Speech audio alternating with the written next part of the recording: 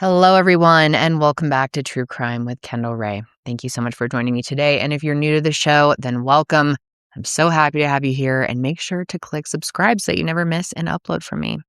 So, you guys, today we're going to be talking about a case that is truly so shocking, and that's mainly because of the wildly ridiculous way that the investigation led to the most unlikely suspect. We're going to be going over the case of Sonya Ivanoff, and her case is so deeply upsetting because it was so unnecessary. Her murder never could have been predicted by her friends and family, and there was just absolutely no point to it. There's no reason why she shouldn't be here with them today. She was a wonderful young woman with a lot of promise, and of course, I want to start out by talking about her. Sonya Ivanoff was born on April 13th, 1994 to her parents Maggie and Larry Ivanoff, and they lived in Unalakleet, Alaska. Unfortunately, there isn't that much information out there about her younger years, but I will share what I was able to find. So she was the fourth child of 6 children in her family. And her older sister, Christine, were the only 2 girls out of all of them. And the town that they grew up in was a very small village in Norton Sound, which is on the western coast of Alaska. And not only is it in a remote area, but it has a population of just 700 people, and most of the community is Native Alaskan. And Sonya was well known in the area, mainly because of her very outgoing and bubbly, friendly type of personality. And people who knew her described her as goofy, as fun, and having a positive attitude pretty much all the time. But she wasn't just known because she was an extrovert. She was also a star athlete on the local basketball team, which made her prominent throughout Norton Sound. Then in 2002, Sonya graduated from high school and she moved to Nome, Alaska. Now, even though Nome's population in 2003 was about 3,554 people, it is considered a city in that area, and Sonya decided to move there for better job opportunities so that she could save money for college, and eventually her goal was to move to Hilo, Hawaii, and I don't blame her. Beautiful place, and she was taking that goal very seriously. When she first got to Nome, she started working at the administrative desk of a local hospital. And then shortly after that, she entered the Arctic Native Brotherhood pageant with the hope of earning some scholarship money for college. And this isn't what you would typically think of when you think of a pageant. Instead, it was really a celebration of the Native Alaskan heritage and something that Sonya was really proud of. So this was really an exciting time for Sonya in her life. I mean, she was prepping towards new goals, but she was also doing a bunch of new things in the meantime. And it got even better because just a couple of months after she arrived in Nome, her best friend, Timmery, moved there too and started living with Sonya. The 2 of them were extremely close, and they shared everything from makeup to clothes and even a bed together. And they both really settled into their new town very easily. They started to make friends very quickly. They were starting to save money. And since neither of them had a car, they were walking everywhere, which was something that they loved to do and also something that they felt safe doing. But unfortunately, everything changed for them on August 10th, 2003. That night, they went to a friend's house, and according to Timmery, it was a very chill night. They were hanging out.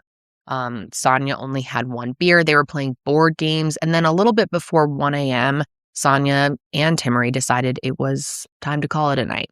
So Timmery actually had work really early in the morning, so she decided to crash at a friend's house nearby.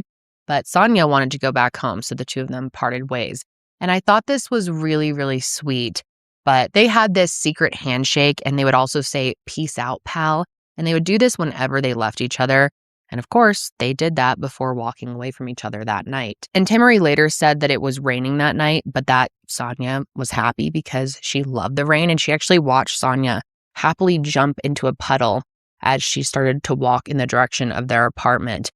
But in that moment, Timmery had no idea that this would be the last time that she would see her best friend. Early the next morning, around 5:30 a.m., Timmery went back to their apartment before she went to work. She just stopped by, and she noticed that Sonya wasn't there. And even more strange, it seemed like her bed wasn't slept in. But she didn't get too concerned about it right away, and she left for work. And also, you've got to keep in mind, this is 2003. It was practically a different world back then. Not everyone had cell phones, so she couldn't just easily call or text Sonya to see where she was. And sometimes the two of them would either call each other while at work to check in, from whatever phone was available at work. But Sonya never called that day, which made her start to get even more worried. And then later that day, when she came home from work, Sonya still wasn't there. And stuff like her makeup bag and her hair products seemed untouched, which indicated that she hadn't been home at all. And that's when Timmerie started calling some of Sonya's friends and family, including her older sister, Christina. But Christina and her husband weren't that worried right away. They figured that maybe Sonya just needed a little space, maybe a little space away from Timmerie for whatever reason.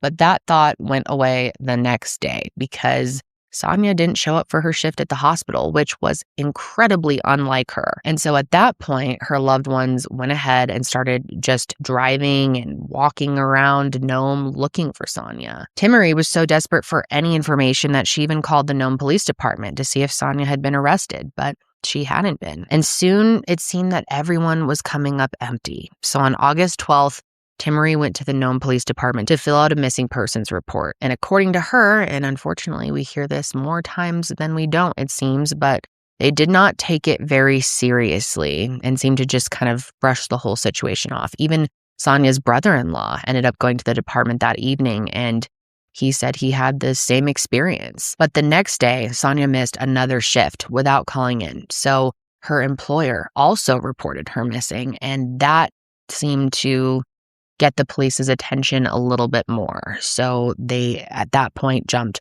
right into action. Now, the Nome Police Department is incredibly small, with only 8 officers. So they requested help from the fire department and volunteers to search for Sonya, but they weren't out very long. At around 8:30 that evening, a volunteer firefighter was about 3 miles outside of Nome when he saw tire tracks going down a remote road, and he followed them. And that is when he came across the body of Sonya Ivanoff, who was dead at just 19 years old.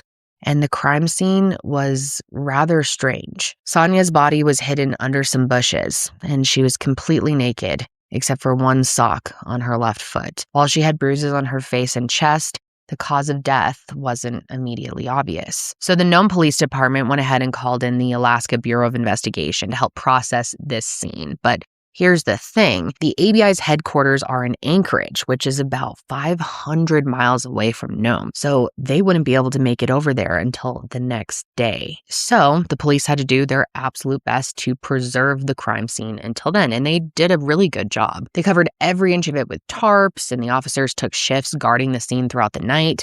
And luckily, all of this effort did pay off, and the ABI was able to collect evidence when they arrived. And like I said, there were tire tracks on this remote road. And as investigators looked closer, they realized that there was a pool of blood next to Sonya's body, and that the tires actually drove over. So that led them to believe that the car probably belonged to whoever killed her. And these tire tracks were very distinct. One tire was mismatched from the other 3. They also found blue paint marks on high branches, and because of the placement, investigators believe that the car was most likely a blue truck or SUV. And after processing the scene, Sonya's body was flown to Anchorage for an autopsy, and that did end up providing investigators with a lot more answers. They discovered that she had died from a single gunshot wound by a .22 caliber bullet, fired at point-blank range to the back of her head. The wound had been hidden behind her beautiful, thick, dark hair, which is why investigators didn't notice it right away. The autopsy also revealed that there was no foreign DNA on her, there was nothing under her fingernails, and the rape kit showed that she hadn't been sexually assaulted, which obviously led investigators to believe that whoever did this really knew how to cover their tracks, knew what they were doing. And with such little forensic evidence at the scene, police weren't exactly sure where to start. And while all of this is happening, Sonya's friends and family are just absolutely reeling from such a sudden and shocking loss, trying to make sense of it all. The day that Sonya's body was found, Timmerie and another friend were out driving around looking for her, and they went to the hospital that Sonya worked at, and one of her coworkers told her to go to the police station. And as they were heading over there, she had high hopes that maybe they found Sonya, maybe she was okay. But when she got to the station and learned the horrible truth, she was just absolutely devastated. I mean, there are no words. And then, of course, Sonya's family, they were just so heartbroken and so confused about what had happened and why. Her brother Jacob said that the only way he knew how to cope with it was to get outside and go hunting. And while he was there, he saw vibrant northern lights. And he later said it felt like Sonya was dancing over the world. And the love that her family had for her was so incredibly strong and so apparent, especially when it came to her funeral. Because, oh my God, this just really chokes me up. But her family was originally planning on doing a closed casket funeral because of the bruising on Sonya's face.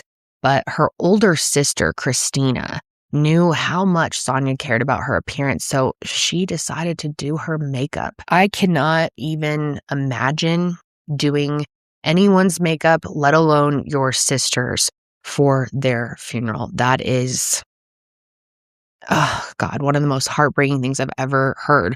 One of the most admirable things I've ever heard. I mean, that must have just been beyond difficult.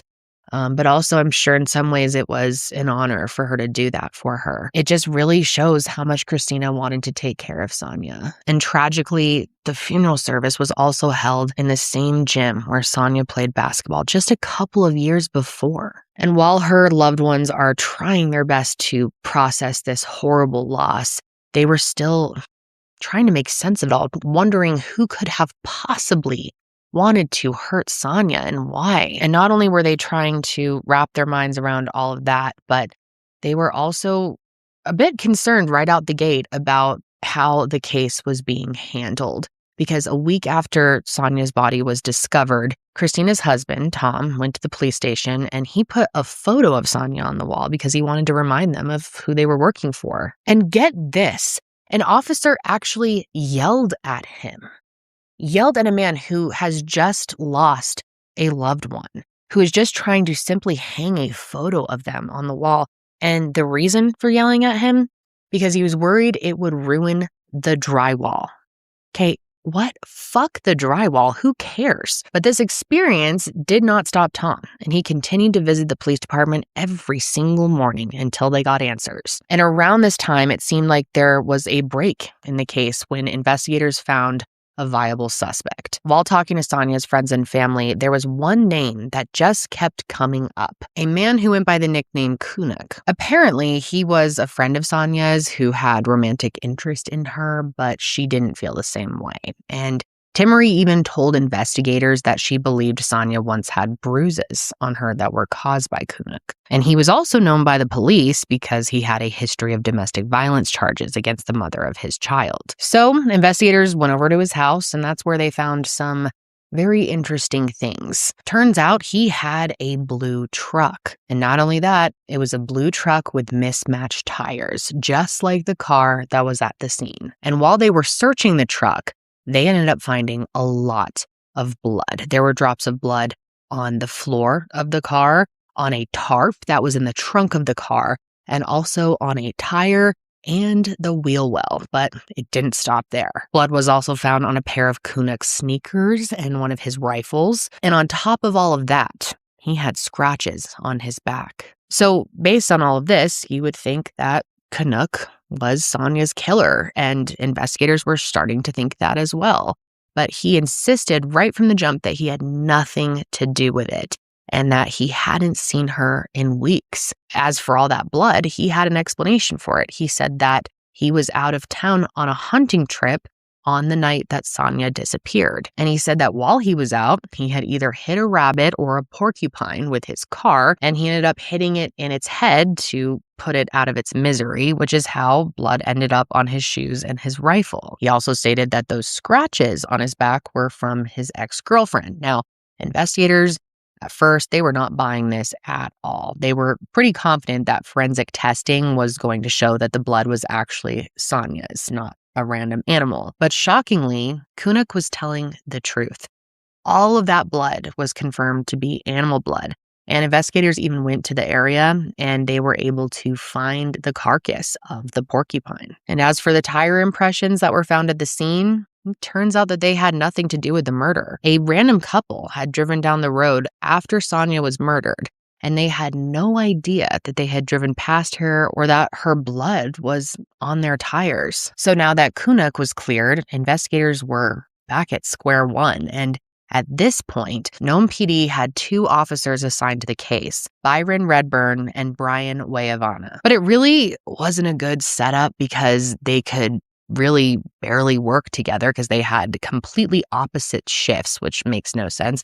Plus, Officer Wayavana felt like Officer Redburn wasn't really communicating anything that he was investigating, which is obviously not helpful. Now, Officer Wayavana was actually friends with Sonya's sister and brother-in-law, so he was very committed to solving the case. And he just felt like there wasn't enough movement happening in the case. So he decided to go through the case file again and see if there was anything that was missed. And thankfully, he did.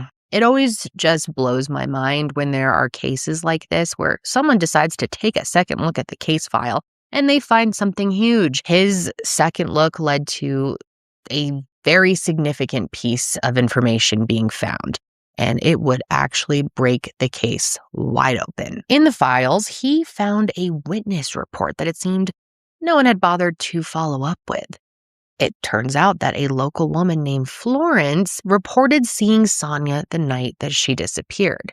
So Wayavana went to talk to her, and she had quite a story. A little before 1:30 a.m., Florence and her sister were sitting out on their porch having a cigarette when Sonya walked by their house. And Florence's sister actually knew Sonya, so they waved at each other as she passed them. And while Sonya kept walking down the street, Florence noticed that a car was driving slowly behind her. Then that car drove up ahead and cut Sonya off. The driver rolled their window down and started talking to her.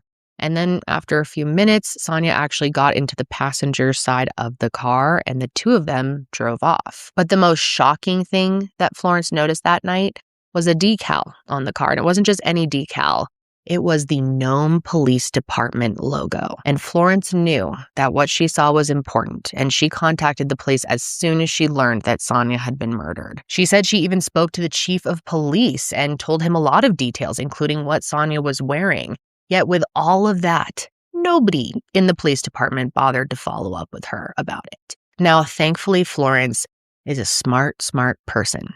And she knew how important this information was. And she wasn't just going to sit back and wait for them to do something about it. If they weren't going to interview her, she was going to interview herself. So she ended up videotaping herself talking about what she saw that night so that it could be properly documented, which is just so brilliant because now there is a timestamp on her story, right? She has documented herself saying it on a specific day. And it will show in the future that her story hasn't changed. It's really incredible that she thought to do this, but at the same time, it's painfully ridiculous that a witness had to handle their own statement because they cared more than the police did. But now that Officer Wayavana was on the case and took that second look at the file, he was going to make sure that something was actually done about it. So he informs the police chief that this tip points this investigation right back at the Nome Police Department. So the ABI was called in and took over the case. They soon discovered that 2 officers were on duty that night, Stan Piscoya and Matt Owens. And both of these men actually had a questionable history when it came to this case.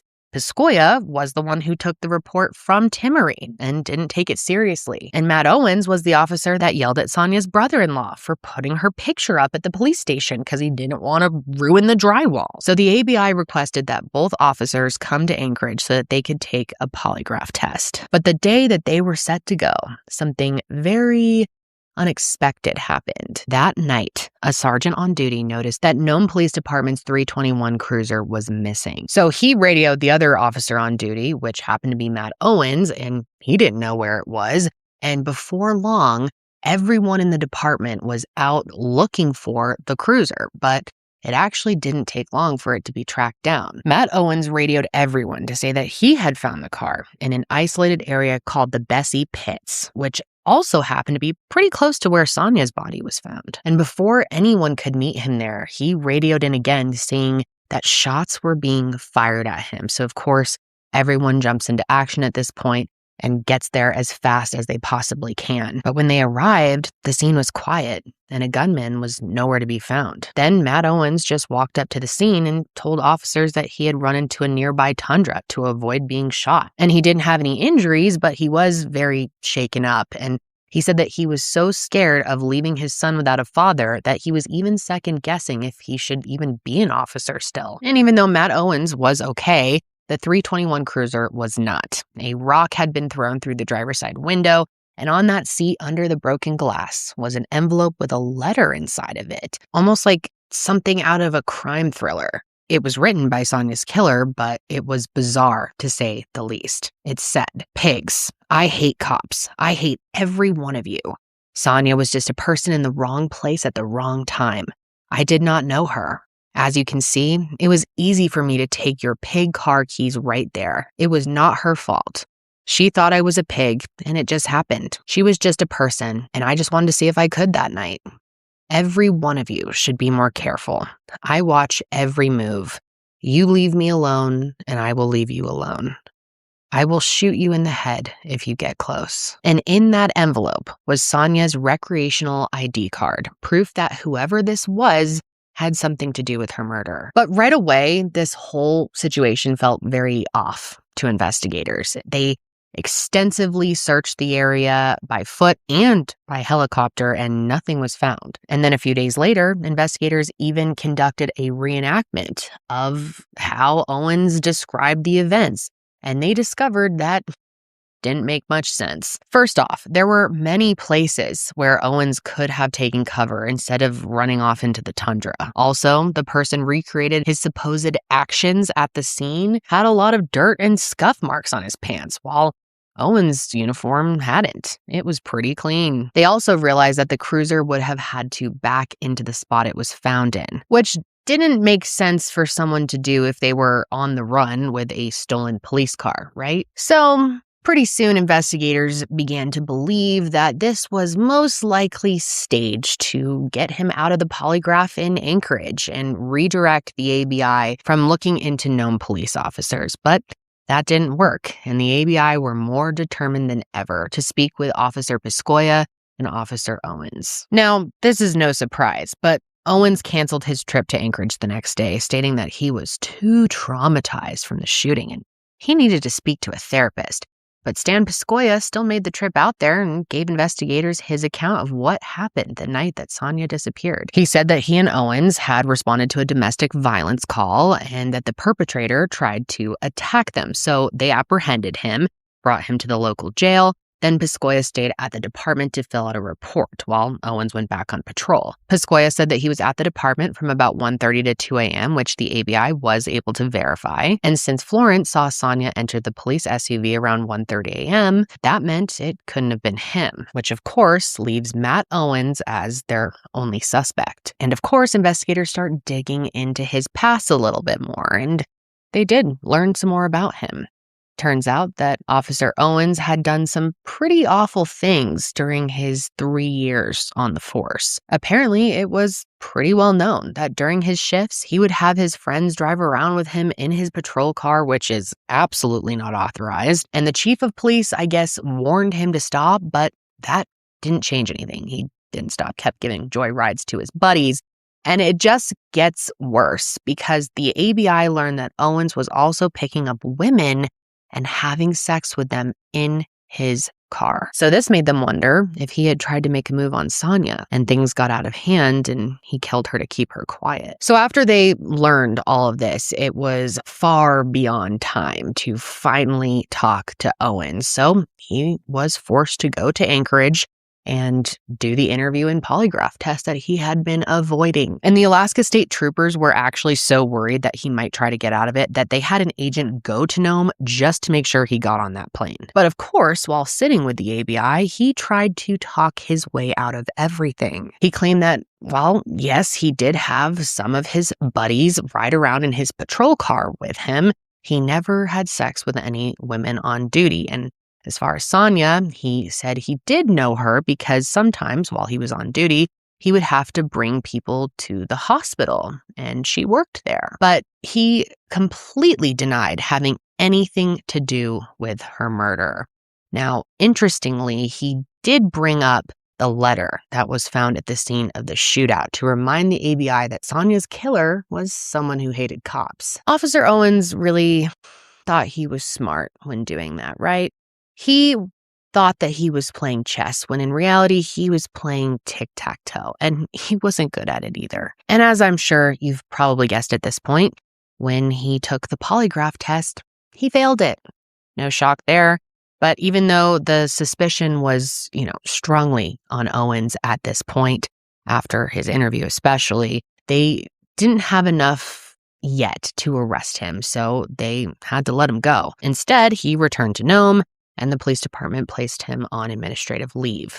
But the investigation was still ramping up, and the ABI actually received some very significant information from Owens' ex-wife.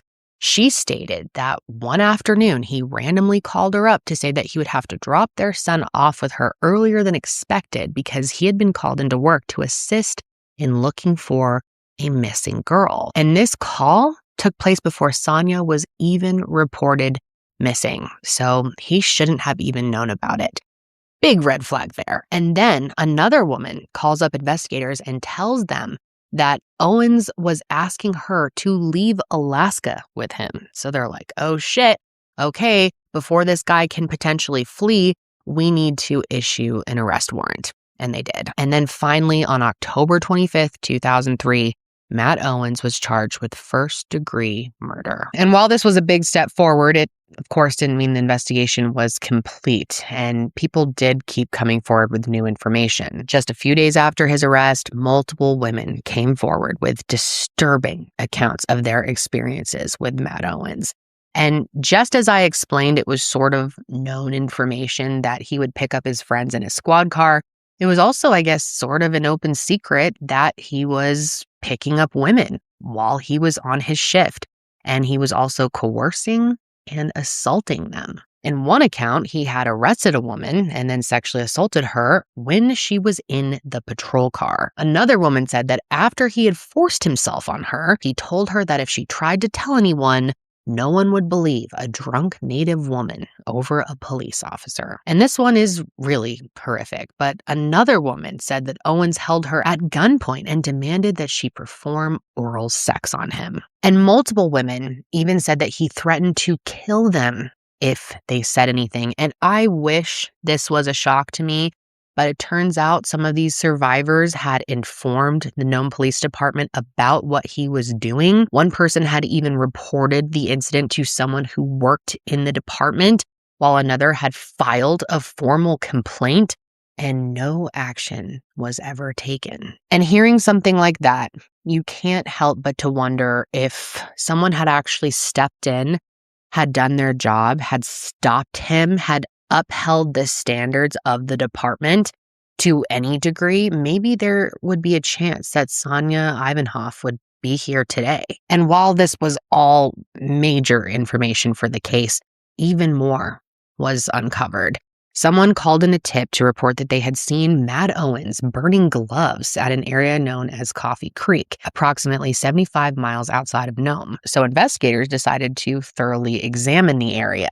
They treated the burn pit like they were panning for gold, scooping up parts of it and sifting through it. And thankfully they did, because they ended up finding a small but crucial piece of evidence. They were able to find a shoe eyelet. And if you don't know, a shoe eyelet is a tiny metal circular part of a shoe that the laces go through. And this eyelet had a Skechers logo on it, which was the brand of shoes that Sonya was last seen wearing. And this discovery made them continue searching the burn pit, which uncovered more shoe eyelets, the metal clasp of a bra, pieces of a zipper, and a pants button with the brand Tilt on it, which was a brand that Sonya would wear. But get this, they also found a P.O. box key belonging to Matt Owen's uncle. And if all that wasn't enough, another witness came forward to say that they saw Owens burning clothes there. So clearly, the evidence against this man is really starting to mount. But there was one significant piece of evidence that had yet to be found: the murder weapon. And while investigators were looking for it, Officer Byron Redburn made a pretty chilling suggestion. He raised the possibility of Owens taking a gun from the police evidence locker to use. And when investigators looked into it, they found a gun that used a .22 caliber bullet, the same type that killed Sonya. They also learned that the evidence locker key was kept in a mailbox in the chief's office, which anyone could access. And while this doesn't prove necessarily that Matt Owens definitely did that, it still showed that it was possible. And given this guy's character, it was not a stretch to think that he would have stolen something out of the evidence locker, right?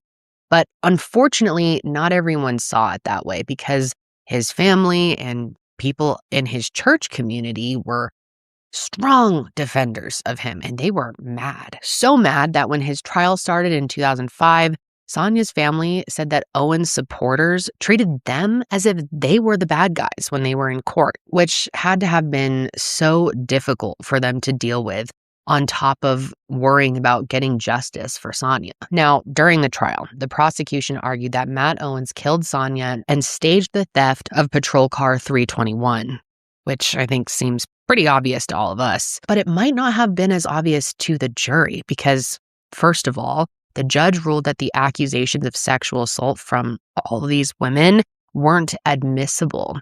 So they weren't able to hear that this was clearly a pattern of behavior for Officer Owens. And he hired a strong defense attorney who was prepared to pull out all the stops for his client. They argued that investigators were correct about a known police officer killing Sonya, but they said it wasn't Matt Owens. They pointed the finger at Byron Redburn, the same officer who suggested that Owens may have gotten the gun from the evidence locker. And they claimed that he had a motive to try and frame Owens because it turns out that Owens was having an affair with Redburn's own daughter. So all of this, coupled with the lack of DNA evidence, made it difficult to secure a conviction. After deliberating for 10 days, the jury was completely deadlocked, so the judge declared a mistrial, which was just so upsetting for everyone, especially Sonya's loved ones, to have to go through this again.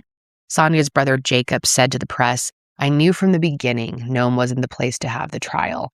Jurors attended the same church as Matt Owens. I knew there could be some kind of buddy-buddy system going on there." But of course, prosecutors weren't going to give up, and Matt Owens was tried for a second time. This time, his defense attorneys actually requested the change of venue, which I think is an interesting choice for them, but a big win for Sonya. But the judge agreed, and the trial was moved to Kotzebue, Alaska, and it began on October 17th, 2005. And this time, both sides presented their sides of the case again, but something really interesting happened after the prosecution rested their case. Officer Ivanoff was chatting with one of his neighbors, who started asking about the case, and that's when he casually dropped a bomb. He asked him if a woman named Charlotte had ever said anything about finding Sonya's ID in Matt Owens' room, which, hearing that, you're probably really confused, and Ivanoff was too, because no one knew anything about this. And you might be asking, who even is Charlotte?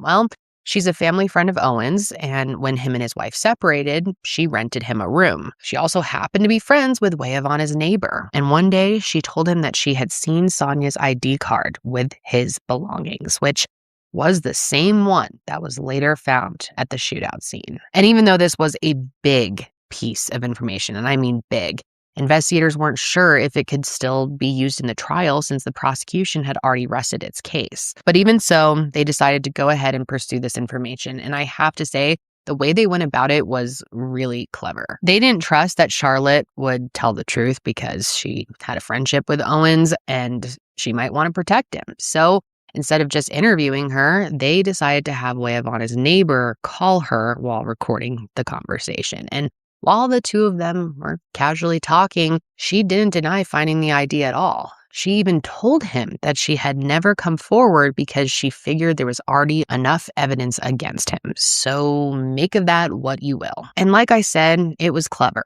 that they decided to record this conversation because the prosecution was able to call her to the stand. And while she was under oath, she completely denied ever finding the ID. But then they got to play the recording out loud right after for her.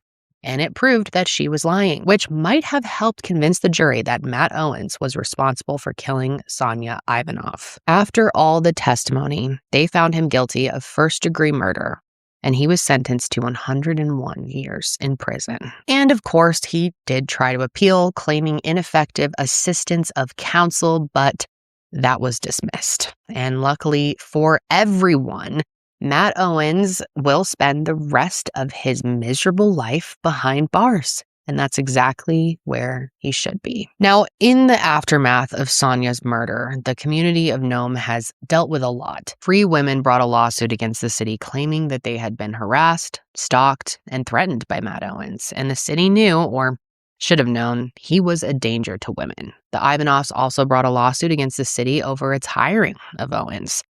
And overall, the city paid out $750,000 between the suits. And after this, understandably, the people of Nome and the surrounding areas as well really lost faith in the department. And they had plenty of good reasons for that. I mean, for one, because of Sonya's murder, it really shed a light on the lack of police resources that were being put towards sexual assault cases. I mean, the fact that multiple women had reported Owens and nothing was done about it was shocking to people. And between 2008 and 2017, the Nome Police Department received 372 calls about sexual assault, but only 30 of those led to any arrests. And of course, this case drew a lot of attention to the horrible reality of missing and murdered Indigenous women and girls, which is a massive problem in Alaska. Sonya's story really highlights that reality and the reality that the police don't always protect everyone they're supposed to be serving. Matt Owens used his uniform to get what he wanted, and he didn't care about anyone he hurt, even though he took an oath to do the exact opposite. But thankfully, there were some positive changes that came from Sonya's case. In 2007, the Sonya Ivanoff law was passed in Alaska, which mandated that any police officer who was convicted of murder would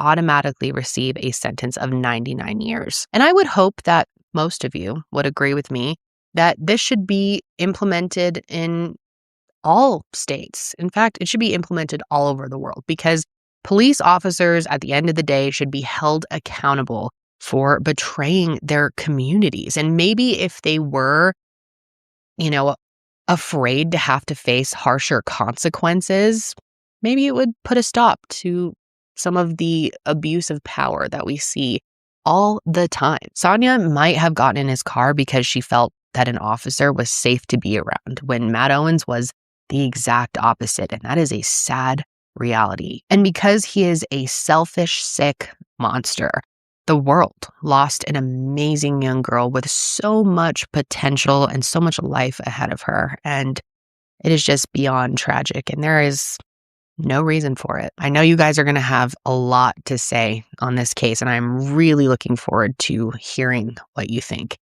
and hearing some of your thoughts on some of what we just talked about here at the end, because I think it's a really important discussion that needs to happen. But that is going to be it for me today, you guys. I am still on leave, I think. I don't know what's going on. I don't know when you're going to see this. This is my last maternity leave recording. But I will be back soon, or someone will be back next week. There'll be an episode for you, hopefully next week, I think. Maybe. And hopefully I'll be back for real pretty soon. But that is going to be it for me today, you guys. And I will see you soon. Stay safe out there.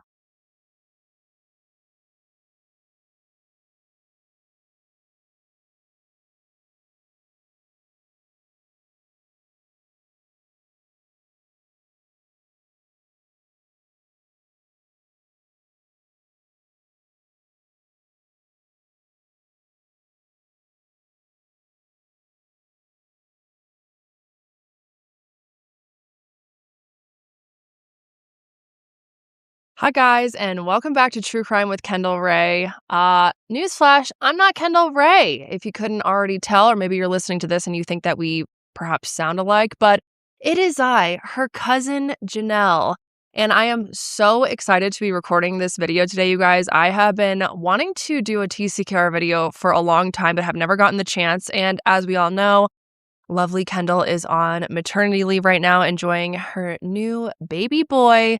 And she invited me to come on the channel and record a video for you guys today, which, again, I'm so excited for. A little bit nervous because there's some big shoes to fill here, obviously. But nonetheless, I'm super excited for today's episode. Side note, I'm getting over a cold, which is just perfect timing. So if I sound a little nasally, I am sorry.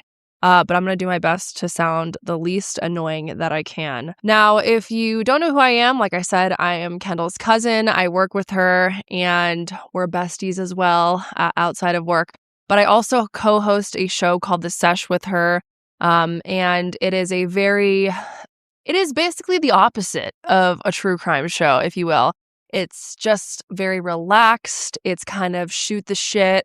We talk about pop culture and current events. We play games. We talk about our feelings sometimes. We kind of just do whatever we want on that show. And so if you ever are, interested in checking it out, there's always a link below.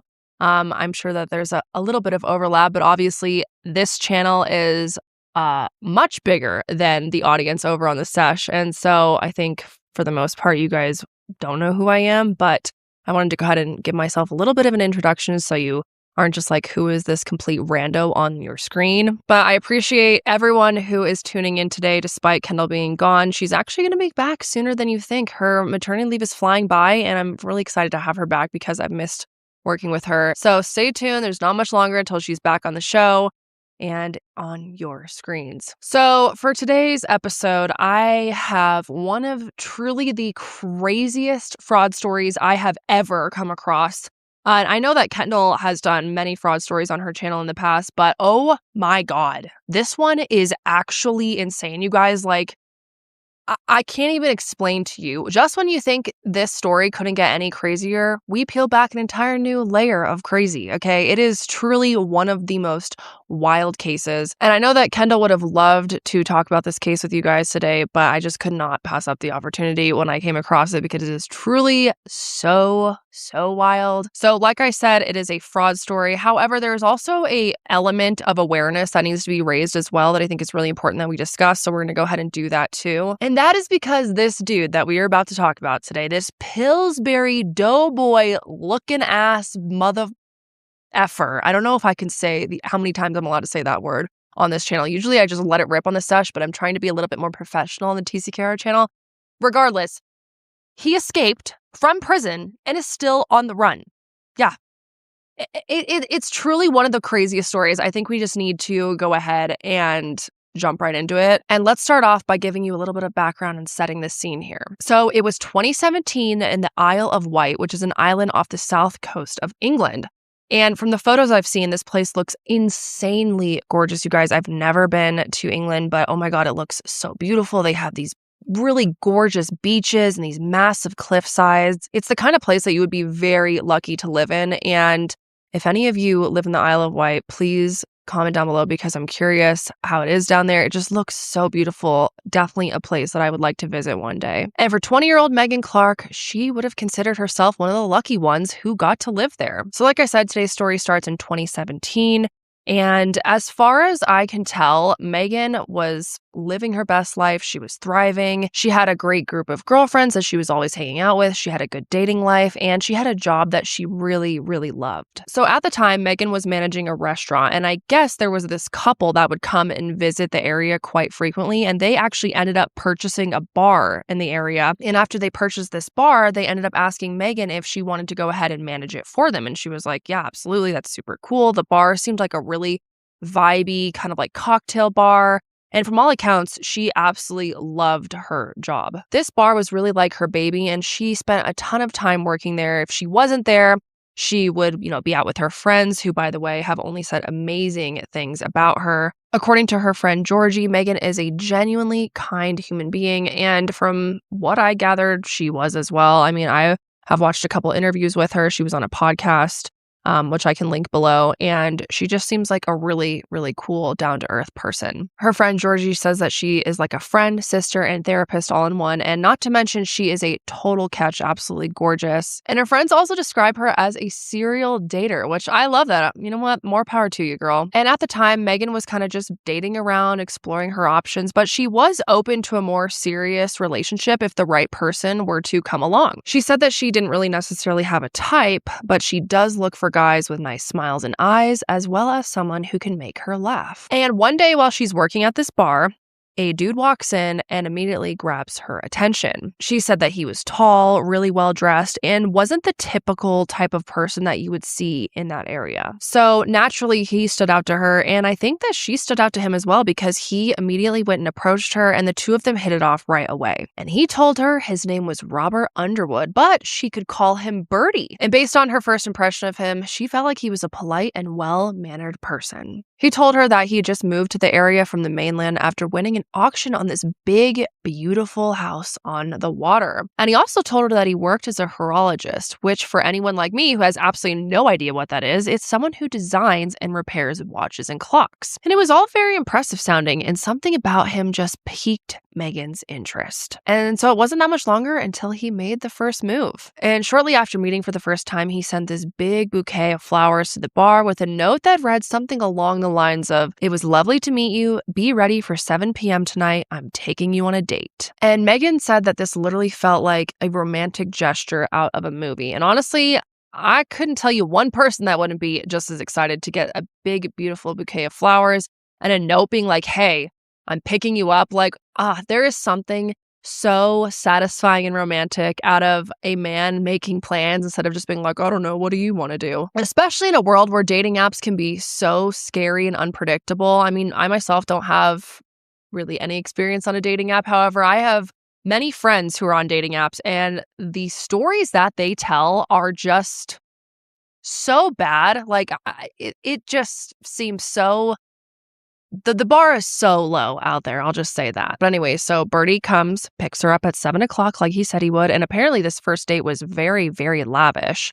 They went to this place called The Royal for dinner, and Megan says that it was by far the nicest first date she had ever been on. And there was this attraction between them right away, and then after dinner, he invited her back to his place for a cup of tea. And it sounds like she was blown away by the house that he lived in. And apparently he told her all these stories about how he transformed the place through all these renovations and how he sourced only the finest materials and art for it. It really does sound so beautiful, and according to her, it was one of the most extravagant places that she had ever been to. But you're probably thinking to yourself, okay, Birdie is 28 years old. How is he acquiring all the money in order to get all these lavish, beautiful things in his beautiful house? He's sending her flowers, taking her on dates. Where is the income coming from? Well, according to Birdie, get ready for this, it was because he was a lord. And I literally had to look this shit up because I needed to know exactly what he was claiming to be.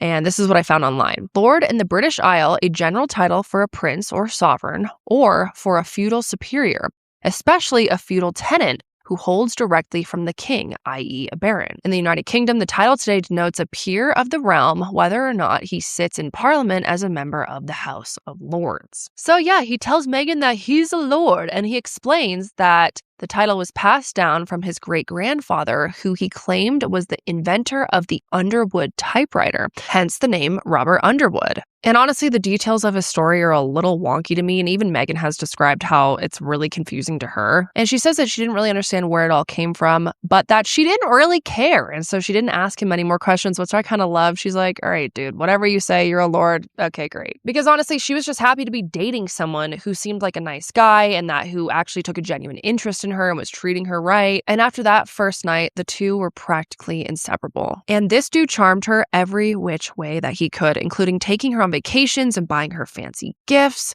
Birdie would tell her that he was going on these, quote, business trips pretty often.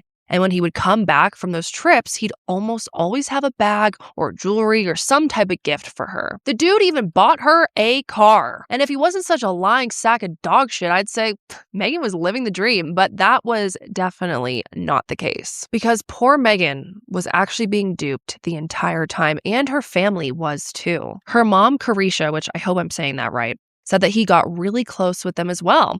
And she was just so happy that her daughter had found someone who was treating her so well and the way that she really deserved to be treated. And I think because of the fact that he was treating her so well and things seemed to be going so smoothly, it was easy to overlook how fast things were moving. Because just after a few weeks into dating, he told her that he loved her over dinner. And pretty soon after that, he'd ask her to move in with him. And she had actually never lived with a partner before, but I can see how in the excitement of it all that she was just excited to say yes and continue on this journey that she had started with him. So the two of them move in together, and I'm sure you can guess what happens next. It would be a proposal. That's right, y'all. 4 months into their relationship, he popped the question, and he did it on Christmas Day with a ring from Cartier. And I think obviously hindsight is 20/20 here. I mean, getting engaged after only 4 months of dating is very fast. And that's not to say that quick engagements can't always work out. I mean, I know people in my life who were dating only for a couple of months or even a couple of weeks before they got engaged and it worked out for them. But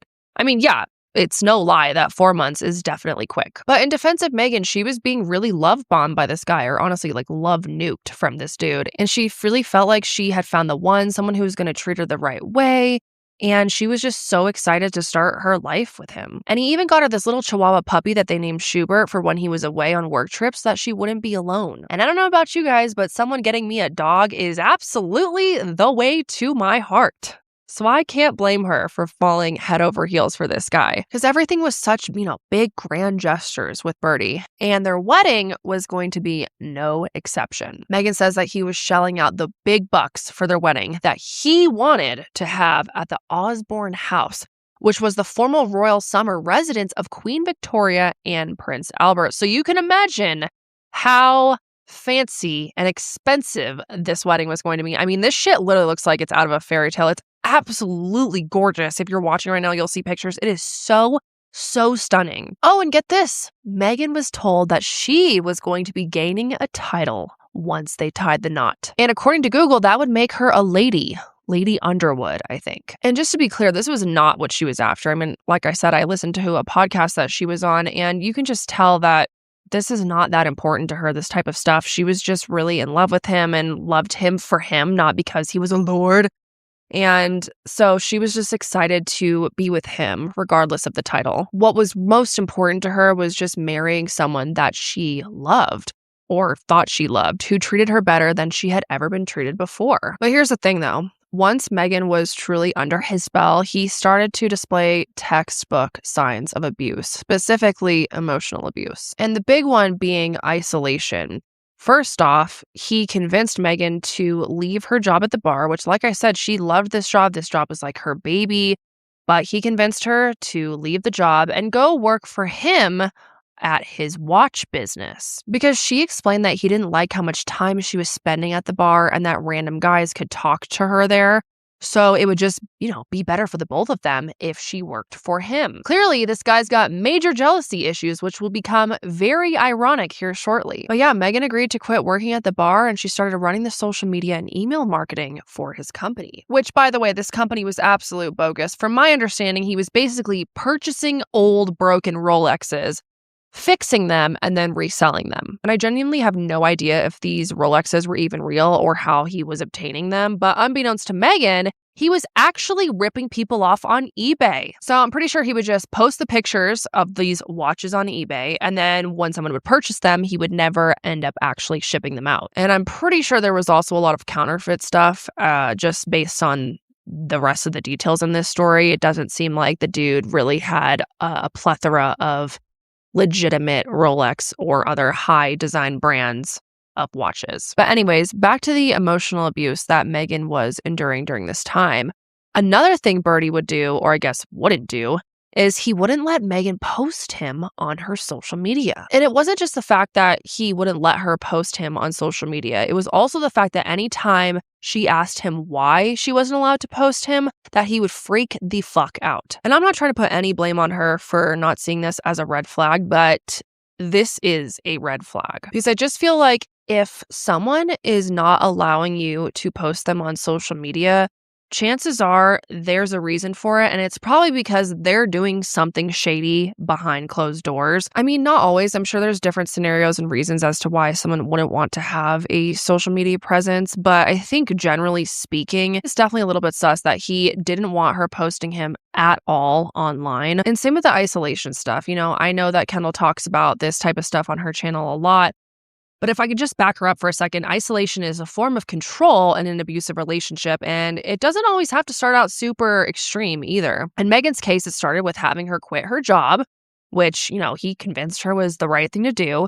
And then eventually she got to the point where she was hanging out with her friends less and less, and he was just slowly gaining more and more control over her life. And her friends were worried about her and worried about how fast things were moving with Birdie. But for at least a little while longer, Megan was still positive that he was her person. That is until about 2 months out from their wedding. And I'm not 100% sure of the exact date of their wedding. I'm pretty sure it was sometime in 2018. And this is when Megan's spidey senses were tingling. So basically, the entire time that the two of them were living together, Birdie was getting a ton of mail, like way more than a normal household would get. And every time Megan would bring it up or ask him about it, he had really no way of explaining what all this mail was or where it was all coming from. And because of that, she decided to do some investigating, a little snooping around, if you will. And we love to see it, okay? Sometimes you got to take matters into your own hands. So she ends up going through his desk, and that's when she finds several different bank cards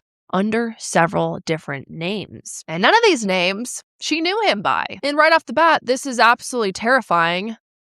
She's shocked and she's scared and confused, and she's also pissed, which I don't blame her for. And in that moment, everything just kind of clicked that Birdie wasn't who he said he was. And to top it off, he was super defensive and angry with her when she tried to ask him about it. But clearly something is up. This is a very sketchy situation and alarm bells are going off. So she decides that she's going to go ahead and stay with her mom while she continues to try and figure out what the hell is going on. And that's when the two of them learned the terrifying truth. After Googling some of the names that she had seen on those bank cards, Megan learned that Robert was actually a convicted con man. There were several news articles about how dangerous he was and how he'd con people out of thousands and thousands of dollars, or I guess pounds in this case, but regardless, tons and tons of money. And that's just the tip of the iceberg, okay? And pretty soon after finding all this out, Megan began looking through more mail that the two of them had been receiving, and this is when she found out, you guys, that this dude had taken out several credit cards and loans in her name. Between credit cards, business accounts, and other bills he'd put in her name, Megan realized he put her in about 30,000 pounds worth of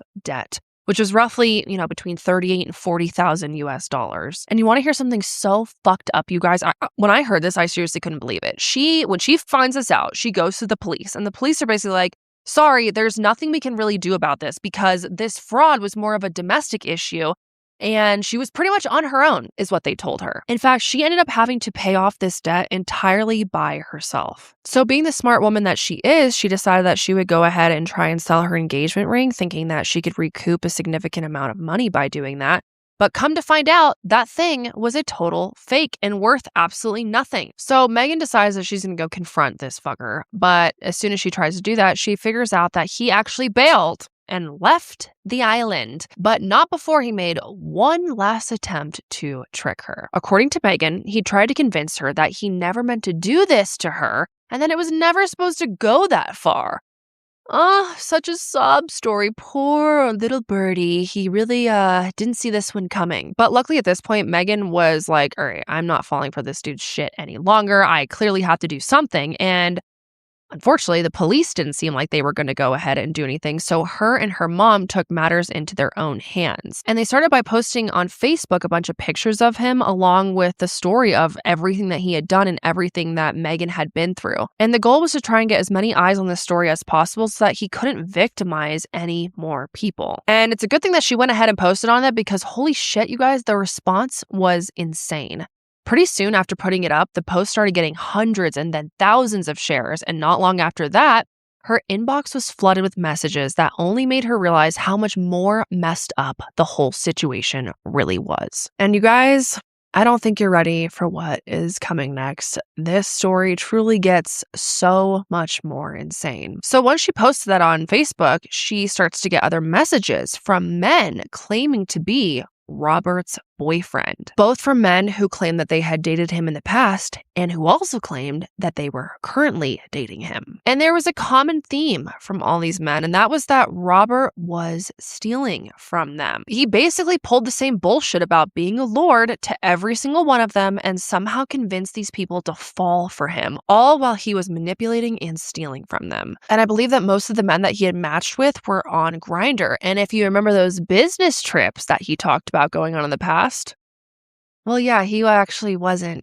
doing any sort of business. Well, maybe he was getting down to business, if you catch my drift, but he was not on a work trip. He was cheating on Megan that entire time. Sometimes he even had these men come to their house when she wasn't there to sleep with them in her bed. And to top it all off, one of the guys who reached out to Megan was someone that she already knew. So there was this guy named Alex that she had actually been introduced to through Robert. And she was under the impression that he was actually the artist that was creating an illustrated book about Robert's life. And this was somewhat true. Alex was an artist who agreed to make an illustrated book about Robert's story, but he was also a lot more than that. The exact timeline is a little unclear, but sometime as Megan and Robert's relationship was unfolding, he and Alex met online via a Craigslist ad.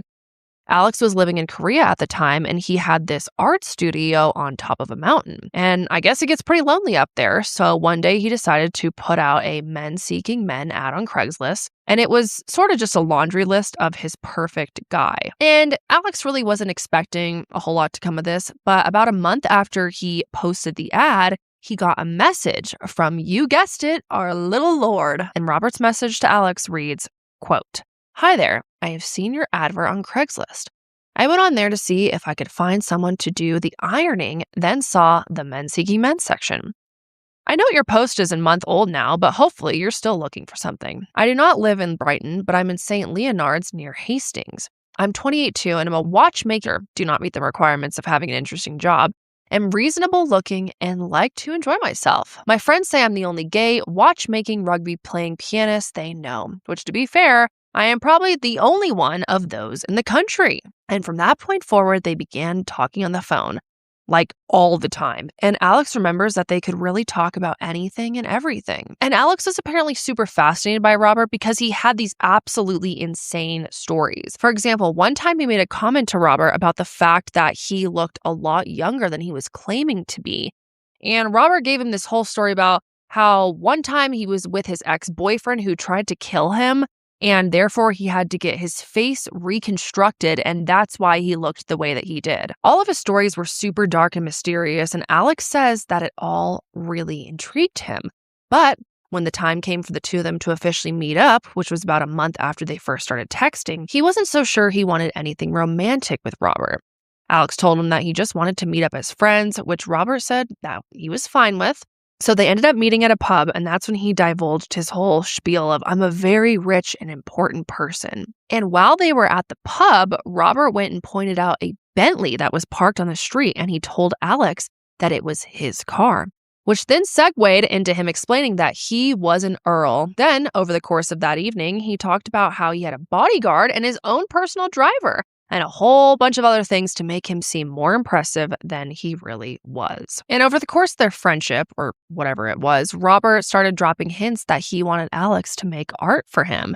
And that is where Megan comes back into the picture. Now, get this. Robert tells Alex that he met this girl who he described as a diamond in the rough. And he said that he bought a mansion for them to live in on the Isle of Wight that he wanted this artwork for. Well then, throughout his and Megan's relationship, Alex just sort of became this person who Robert was always on the phone with. And according to Megan, Alex was even on the wedding invite list, which he later said Robert never even mentioned that they were engaged. And what's crazy is that Robert would use his phone to make his lies more believable. And one of the biggest examples of that is that he was always on the phone with his daddy. And I don't know if he was on speakerphone or what, but however it was, it would always be loud enough for other people to hear their conversation. And they would talk about his duties and whatnot as an earl. So when people like Megan and Alex would hear these phone conversations, they totally believed that that's exactly what he was doing because Robert basically had this other human corroborating his story. And I was super curious to try and figure out like who was this other person on the phone that Robert was claiming was his daddy.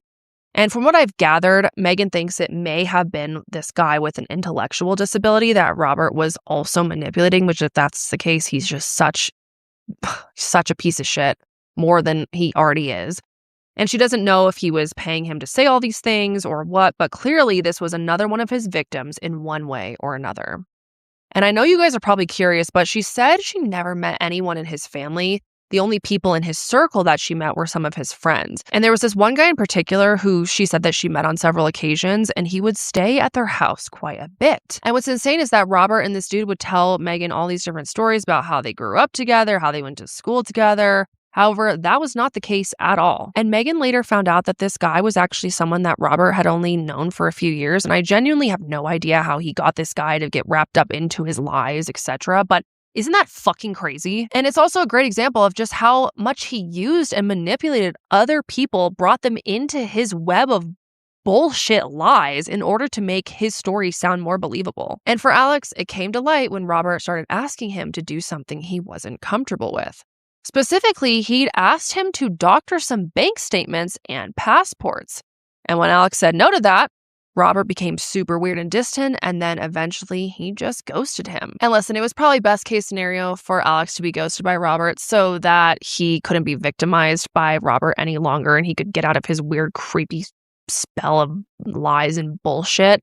But as it does, human curiosity really did get the best of him, and he was so curious as to why Robert essentially just ghosted him one day. So he ended up reaching out to one of his friends who's a police officer that Robert also mentioned that he knew as well. I wouldn't say it was necessarily a mutual friend, but it was someone that Alex had told Robert that he had also met. And when Alex reached out to this police officer, he told him, dude, you need to stay far, far away from Robert. And that's how he first learned that he was not who he said he was and that he'd already been to prison for stealing money. Robert truly had been doing this for years, and Megan and Alex really only represent a small portion of the people he lied to and stole from. And it wasn't just people that he stole from, it was also institutions. I don't know if you guys are familiar with the department store called Harrods, but I guess when he was like 18 or 19 years old, he somehow managed to steal £500,000 from them. From what I gathered, it sounds like he was forging bank statements and then writing faulty checks for these big purchases, and he even did that when purchasing cars. And for whatever reason, Bentleys were really his thing. And in 2012, he wrote a bad check when purchasing one, although that time he got caught pretty quickly. But I will say people rather than businesses were his biggest targets. In fact, in 2016, a year before meeting Megan, Robert was actually doing this to a guy named Mike. The two of them met on Grindr and started hanging out and whatnot, and he heard all the same stories I've already told you. The difference with his story, though, is Robert tricked Mike into giving him his passport and eBay login, which he then used to further scam people out of thousands of dollars. Basically, what he told Mike was this story about how he had this trip planned to go to Italy, but then his friend ended up bailing, and so he had this extra ticket. And he asked him if he would want to go with him. Robert said that everything was already paid for, and really all he had to do was get a photocopy of his passport so that he could then transfer the ticket to Mike. And Mike at the time had no idea who Robert really was, and he was like, yeah, that sounds great. So he went ahead and sent him a photo of his passport, not really thinking twice about it. Well, apparently Robert then told Mike that he needed a big favor from him. He said that he had been frozen out of his eBay account and needed help selling this one Rolex.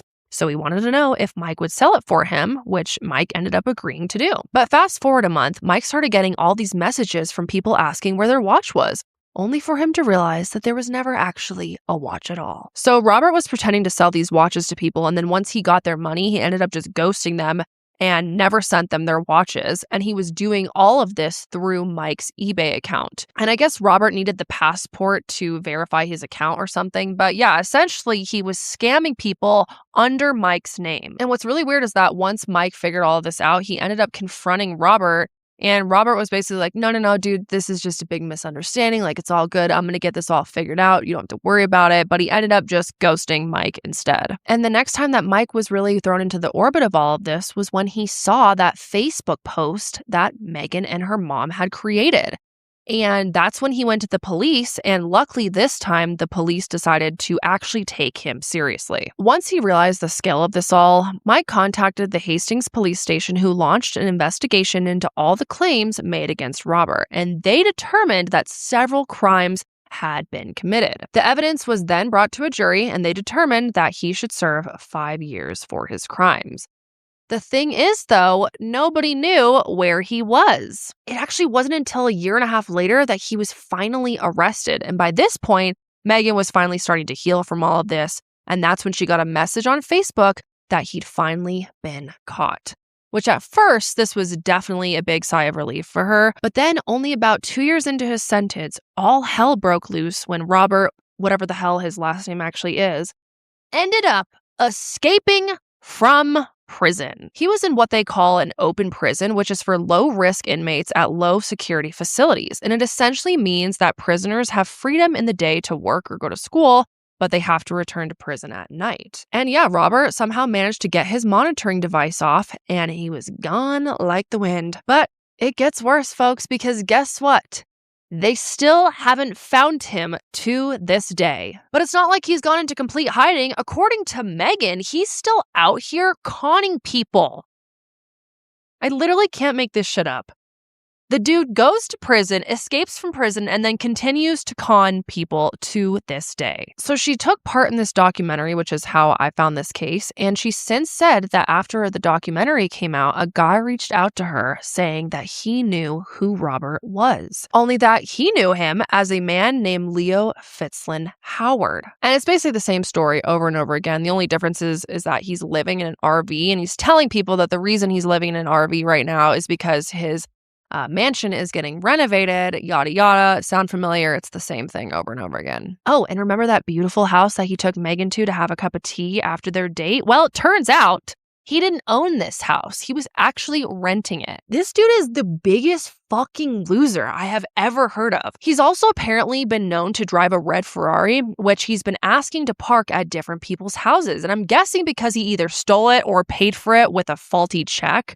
I don't really know the reason for it. And honestly, you guys, there are so many other side quests that this dude has done and so many other stories, but these are really the main ones that have hit the news. And not all of his victims have come forward publicly, which I completely respect. And at first, Megan was actually really hesitant to do the documentary, but she decided that she was going to go ahead and participate because she wanted to help spread the word and hopefully make sure that no one else is being scammed. And hearing this is really one of the reasons that I wanted to cover this in the first place. Aside from just being able to poke fun at this complete fucking loser, I also feel like it's really important that his face is plastered all over the internet until he's found, because for all we know, he could be scamming tons of other people right now. Clearly, he's not going to stop doing this probably ever, so the more people who know about him, hopefully the less people get victimized by him. And for Kendall's audio-only listeners, I really want to encourage you to go ahead and take some time to look him up or find this episode on YouTube so that you can get a glimpse of his face. Because who knows, maybe someone will actually recognize him out there and help put him back in jail where he belongs. And as for his real name, because I know we've called him like 8 different things by now, no one really knows what his real name is. Megan thinks it's most likely Robert Majetsky, but like I said, he's gone through so many names, so it's really hard to tell what his real true legal name actually is. But Robert Daughtry was a big one that he was using for a while, so maybe it's that. I don't really know though. I don't think it's Robert Underwood. Like I said, I don't really know his real name, which is just insane. But before I leave you guys today, I wanted to go ahead and take a page out of Kendall's book and leave you guys on somewhat of a positive note. I wanted to share that Megan seems to be doing really, really well today. And in order to pay off all the debt he put her in, she started up a photography business, which she's still actively doing to this day. She has a studio and does wedding and newborn photography. So I'm going to go ahead and have her Instagram linked in the show notes or description box of this episode as well, so you guys can go ahead and give her a follow. And I'm so curious to hear all of your guys' thoughts on this case. You better believe I'm going to be deep in these comments, so please let me know your thoughts down below. I could not believe what all this guy has done. When I was researching this, for the first time, I was like, oh my God, that's crazy. Oh my God, that's crazy. It just kept coming and coming. More and more was coming out. It's like, this almost seems fake how insane this dude is and how much shit he's gotten away with for so many years. And now he's on the run. Like, it's so wild to think about. But yeah, that's pretty much where our story ends today, folks. Thank you so much for tuning in if you're still listening all the way to the end. I know that it's a little bit different than having Kendall here, but I really enjoyed this and hopefully you enjoyed it as well. And yeah, Kendall's going to be back soon. And I know that she's really excited to get back to recording, so stay tuned for that. But I hope you guys are having a wonderful day. Thank you again so much for tuning in. And as always, stay safe out there. Bye.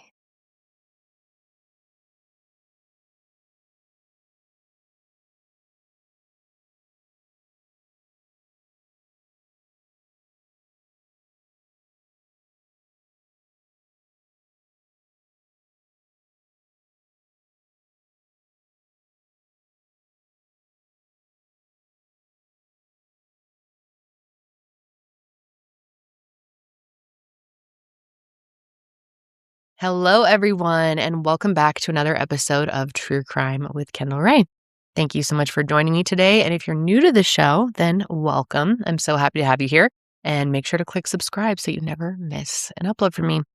So, you guys, today we're going to be talking about a case that is local to me here in Colorado. And it has to be one of the most complex and frustrating cases of harassment and stalking and unfortunately murder as well that I have come across in my time covering these cases.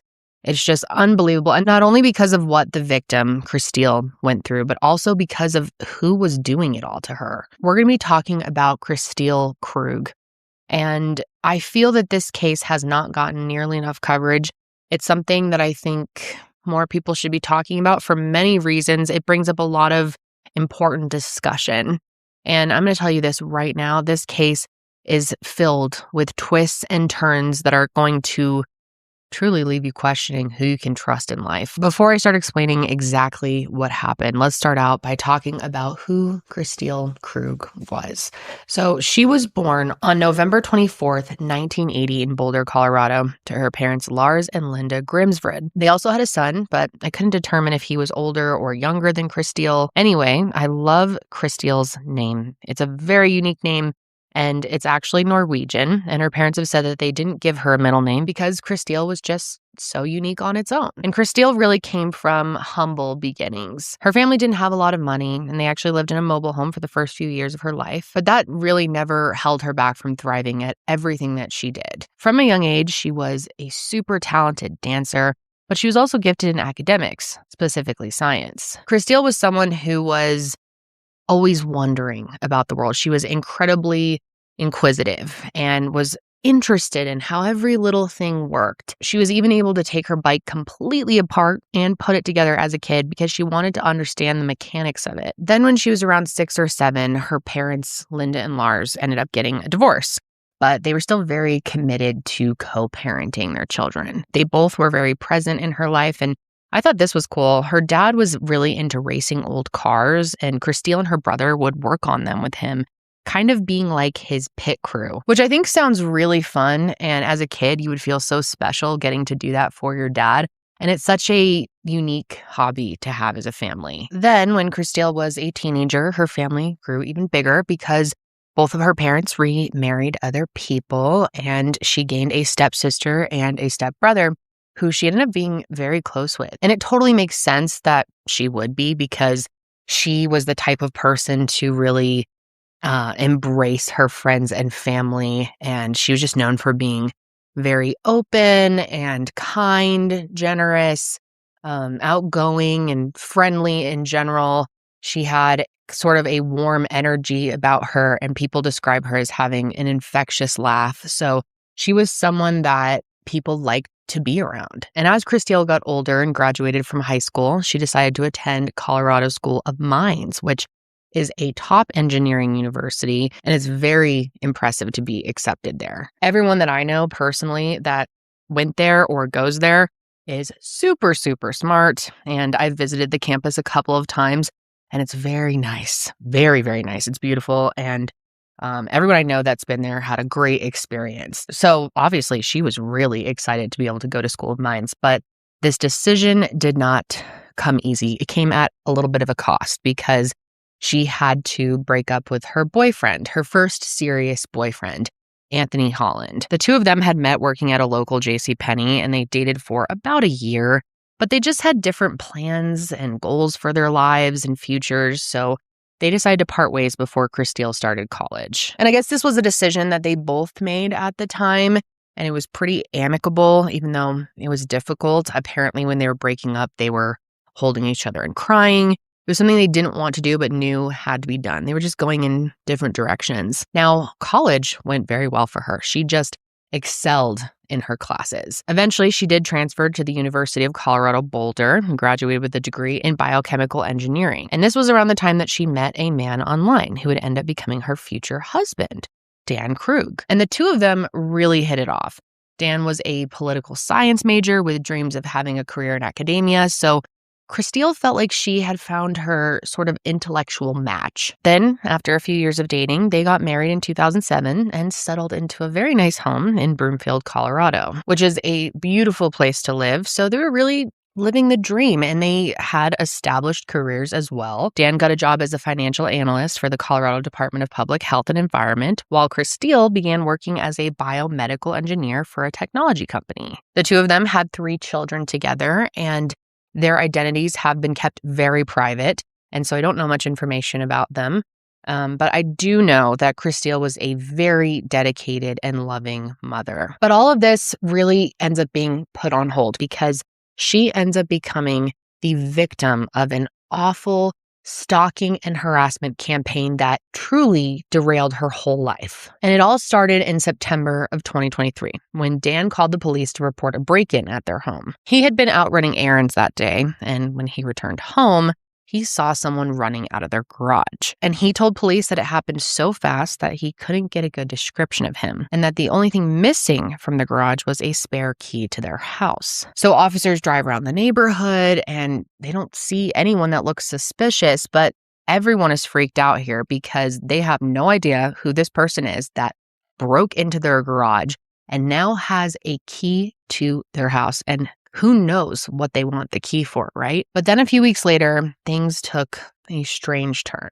On October 3rd, Christelle got a random text that said, "Hey, Christelle, it's Anthony.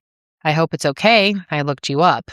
I go to Boulder every few weeks and thought we could hook up. You game?" Now, if you don't remember, Anthony was Christelle's ex-boyfriend who she had broke up with right before she went to School of Mines. And she was really weirded out that he had texted her because she hadn't talked to him in years and she wasn't interested in seeing him, so she just ignored his text. But her not responding seemed to infuriate him, and rather quickly, because the next day, 24 hours later, he sends her a bunch of texts that read, "Are you there? You should say yes when I offer a pity fuck. Whatever. Saw your pics. You got fat. Bet your loser husband won't fuck your fat ass." And then also one that told her she should end her life. So she doesn't want to engage with it.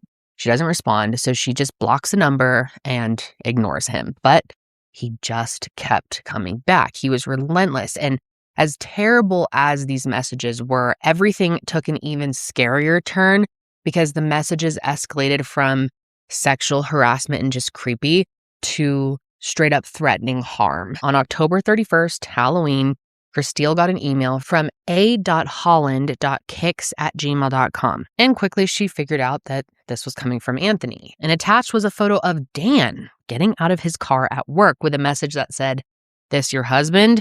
Drives like a slow old lady," obviously implying that he is following him while he's driving to work, which is super scary. And then there was something even more bizarre in the email. It said, "Don't want a clear rubber hose in his tailpipe," which really freaked Christelle out because just a few weeks earlier, she had found a rubber hose in her car's tailpipe. So now it seems that Anthony is actively following them and is starting to do things to potentially harm their family. And her mind just goes wild thinking about what he could possibly do.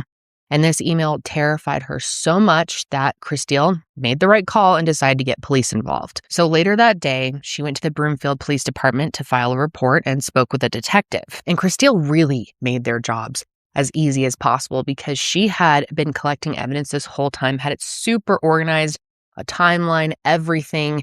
She was documenting every single detail because she was just that type of person. She was on shit. She actually had created a spreadsheet that she called her stalker log with every message, including dates, times, and where she was when she got it. She also made a timeline of her entire relationship with Anthony, going back to when they first dated and any interaction they had after the breakup. And it turns out that Anthony had been interested in Christelle for quite some time. Over the years, he had reached out to say that he missed her, and she would always politely turn him down, explaining that she had moved on and she was now married with kids. And the last time he had reached out to her was in 2016 when he messaged her on Facebook. But once again, she turned him down and even blocked him. And she hadn't heard a single thing from him since. So it was really bizarre that here he is 7 years later coming back in such an aggressive and scary way. And while Christelle is explaining all of this to a detective, it was clear that she was taking the stalking very seriously. She had already installed security cameras at her home, shared her location with her brother, talked to her kids about ways to keep them safe, and even started carrying a gun. And she was also on her own trying to track down Anthony before he could do something to her. She had even hired a PI to find him, but they couldn't figure out where he currently lived because his name was linked to multiple addresses in Utah and Idaho. So when she's at the police station, she just goes ahead and asks them if they can go to those addresses, try to find him, and serve him with a restraining order. Now, the detective is very apprehensive about doing this because he's worried that it will sort of put fuel on the fire, that it will make Anthony do something bad, possibly cause a big reaction from him, and who knows what that's going to be. So instead, they decide to take the approach of gathering enough evidence, hopefully, to just go ahead and arrest the guy. They sent out search warrants to Google, Verizon, and TextNow to get the location information from the messages, and they're hoping that they're going to come back with that pretty quick. But in the meantime, the stalking continues. Just 2 days after she met with police, she got a very creepy message that said, "Saw you at the dentist. See you soon." And I'm not going to share the exact wording because it's disturbing, but it also said that he pleasured himself while he was in the car at the dentist. And this latest message really freaked Christelle out. She's worried that he is getting very, very close to her to be able to see her that well. And so she contacts police again. And so they come to her house, they're talking to her in the garage, and she's just trying to explain that she does not understand how he knew that she was at the dentist. She says the only possible way he would have been able to figure out where I was is if he put a tracker on my car. There has to be a tracker on my car. So they search her whole car for a tracker, but after extensively examining it, they weren't able to find anything. So after this happened, the Broomfield police regularly send out squad cars to her house just to keep an eye on it and also see if they see anything suspicious, but they never found anything. And Christelle felt like they could have been doing more to help. So Dan spoke with a detective and pled with them to take more action. And he expressed as well that he was panicked about everything and felt like he was failing to protect his family. He talked about how shook he was by the whole experience, that even when he was at the grocery store that week, that someone had dropped a can of whatever on the floor, and it really freaked him out, that he was just super on edge. And it overall just seems like everything is affecting Dan in a really deep way. Detectives even noted that they felt that Christelle was in a better position to protect herself than Dan was. But even after this, detectives were still concerned that if they took action too quickly without evidence, that they may end up in a bad situation, that they may put Christelle in danger. And they still wanted to wait until the data came back from those tech companies, which is already a really slow process, but it was even more delayed because on December 6th, Google informed Broomfield police that there was a typo on the warrant. So the detectives had to start the process over and file a new one, which is really, really frustrating. You would think they would make absolutely sure that there's no typos in their warrants, especially in a situation like this. Now, in the meantime, the messages, of course, do not stop. And here are some of the things that they said. "I know how to satisfy you. You don't belong in that big house. You belong with me. You don't want him. I know you want me." And some of them let her know that her and Dan were being watched. One of the messages described what the security guard at Dan's job looked like and was very on point. Another one said, "I see you flirting with waiter," almost begging for sex. And a lot of them threatened Dan, with some saying, "I'll get rid of him, then we can be together. I know he's stopping you from talking to me. I'll do it for us. Help me get rid of him, then we can be together, just like you want. Give me a signal and he won't come home." And to say that Christelle was stressed about all of this would be a massive understatement. I mean, this was controlling every aspect of her life, all of her thoughts, everything she did. By this point, everyone in her family, everyone around Christelle knew what was going on, and they were on high alert too. They had even come up with the nickname Kickman based on the email account that Anthony was using. Dan and Christelle even routinely went through readiness drills over what they should do if Kickman was ever near them. And Dan had also become hypervigilant of their surroundings, to say the least. He was constantly looking out the windows of their home, watching every person that walked by, every vehicle that drove by. And I don't blame him. I would be the same way if I was going through what they were going through. And one time when they were at a family party, he even asked a relative to watch the door for Anthony while he was playing with the kids. And maybe some of this was to just keep Christelle calm, or maybe to try and help his own mental health, or to keep others from getting freaked out, because he did express to a few people that he didn't think the threats were that serious. He told Christelle's stepsister that Christelle was blowing things out of proportion and said to her mom that she was just making a big deal out of this. But her family certainly didn't think so, and they were worried about everything. And her parents were just so shocked at the end of the day that Anthony was the one doing this, because when they knew him, which, it had been a while, he seemed like a great guy, super nice guy, harmless dude. So they were thinking, how much did this person change since then? But overall, they were just committed to keeping Christelle safe in any way that they could. Her mom, Linda, even went to the gun range with her to practice shooting, which wasn't something that she was ever, wanting to do before this, wasn't ever interested in doing. And while they were there one time, Christelle just broke down sobbing. I mean, it was really getting to her. They're sitting in the parking lot and she is just letting it all out. And her mom just sat there and listened as she talked about how much stress she was under. So as you can tell, at this point, the stalking is clearly taking a massive toll on her mental health, as it really would to pretty much anyone. People around her said that she always seemed frantic and looked exhausted. She hardly left her home anymore, and anytime that she did, she was constantly looking around. She had installed a camera in her car to catch Anthony, but all it recorded was her crying. And man, that footage of her crying is just so upsetting to see. You can just see on her face what a massive toll this is taking on her. And the harassment just kept coming. On November 24th, her birthday actually, Christelle started receiving a bunch of sexually explicit texts from different numbers, some even including nude pictures of random men. And it turns out that someone had created these fake online ads with her name and her phone number out there to the world, saying that she was looking for multiple sex partners to meet up with her that night. So on top of everything else she's dealing with at this point, she now has to deal with strangers having her personal information, and these strangers think that she is looking for an orgy, essentially. And so now she's even more freaked out, rightfully so.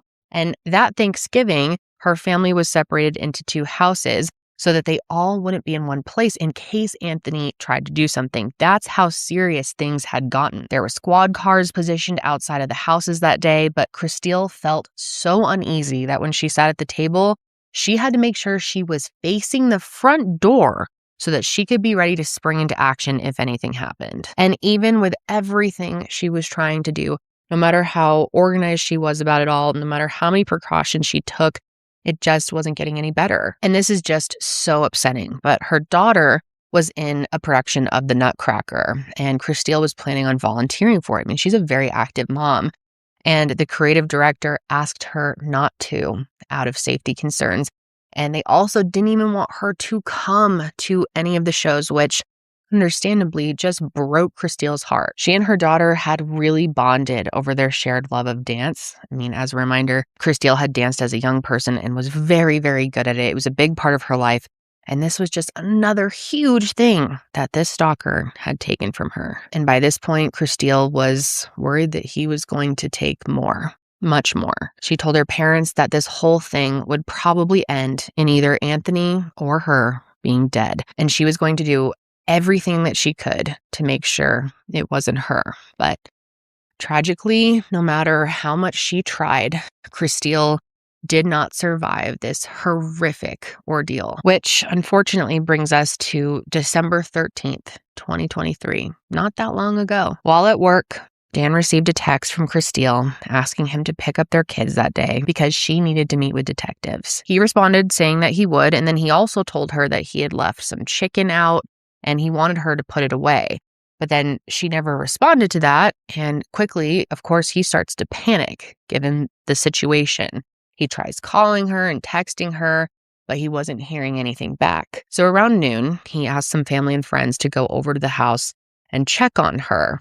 And then he placed a call to Broomfield's non-emergency dispatch and requested a welfare check. An officer was dispatched to the house, and at first, he knocked on the door and looked in the windows, but nothing seemed wrong. But luckily, he noticed the garage door had windows on top. So he drove his squad car next to it, climbed on top, and looked in. And that's when he sees a horrific scene. Christelle is lying in a pool of her own blood, not moving, at the bottom of the stairs that lead into the house from the garage. And so he immediately calls for medics. He kicks in the door and runs over to her. He, of course, checks for a pulse, can't find one. And even so, he starts performing life-saving measures. And this is absolutely heartbreaking and horrible timing.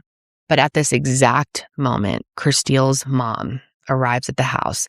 And she walks over to the garage, looks in because she sees the officer's car pulled up, and she sees her daughter lying on the ground. The officer had opened the garage door so that EMTs could get in. And as soon as Linda sees her daughter, she knows that it's not good. You can just see the panic on her face and in her body language, and it is absolutely devastating to watch. But the officer tells her that she can't be in there. And shortly after she had got there, Christelle's dad, her siblings, and some friends as well had all arrived. And while all of them are standing on the street, they know it's bad, of course, but they're anxiously waiting on any more information, just hoping for the best possible scenario.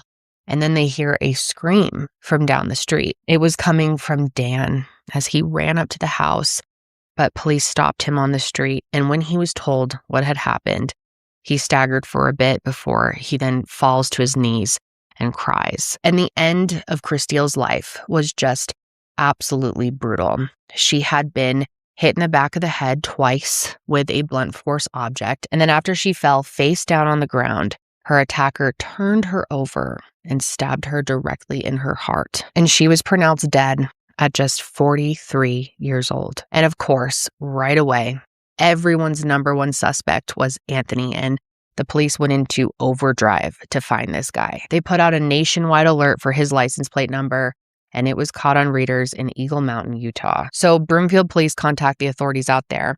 They track down where he's living and obtain an arrest warrant, go to his house, and they're fully expecting a standoff with Anthony. But when police got there, something very unexpected happens. Anthony casually opens the door. And while he was definitely confused, he was totally calm. They asked him if he knew Christelle, and he said that, yeah, she was his first serious girlfriend, but he claimed he hadn't spoken to her in years. And when they asked him what he had did that day, he explained that he had gone out shopping for clothes, and he was even able to provide them with a receipt to verify that. And he was at the store at 12:16 p.m., right around the time that Dan had called in a welfare check. And Broomfield is about an 8-hour drive from where he was living. And based on this receipt, it would have been impossible for him to have killed Christelle and made it back home in time. And police even checked the flight manifests in the area to see if he potentially could have flown down to kill her, but his name didn't appear on any of them. So it became clear pretty quick that Anthony didn't murder Christelle. So who did? Who was this stalker?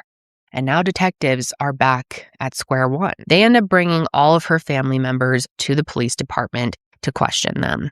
And at the same time, they contacted those tech companies and asked them to elevate those warrants that they had previously sent because they still had not gotten any information back. Luckily, Google and Verizon had come back with them in about an hour, and detectives were absolutely blown away by the results. The IP addresses attached to the stalker's emails had come back to a place that they were already familiar with. And I'm sure a lot of you have already figured this out.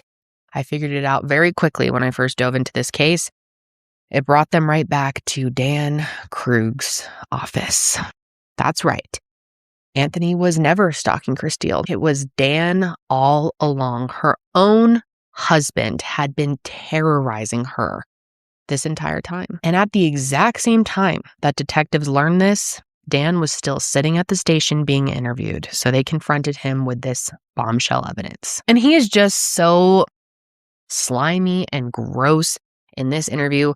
In my opinion, all of the footage of Dan is slimy and gross from the very beginning. Even when he first called police about the break-in in the garage, he just seems so obvious.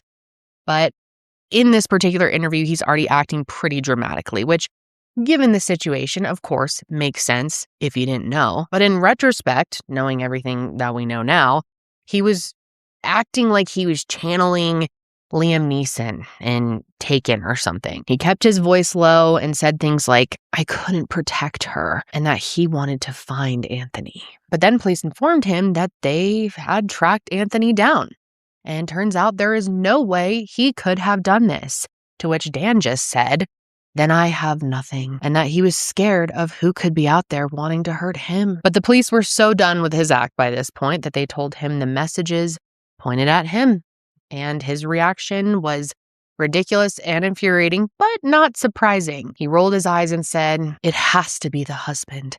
And you have your theory. It is wrong. So obviously he's trying to play on the trope here that police always look at the husband when a married woman is murdered, which, yeah, of course they always do. It's not a stereotype, it's statistics. There's a reason that that is part of the process. But of course, Dan tries to explain why the IP addresses came back to his office. He told them that there were some public Wi-Fi networks there, so the stalker must have been using that. You can just really tell Dan thinks he is the smartest person in the room. He really thinks that the police are going to believe that this stalker pulled up to his office, connected to the Wi-Fi, and sent every single email from out front of his building.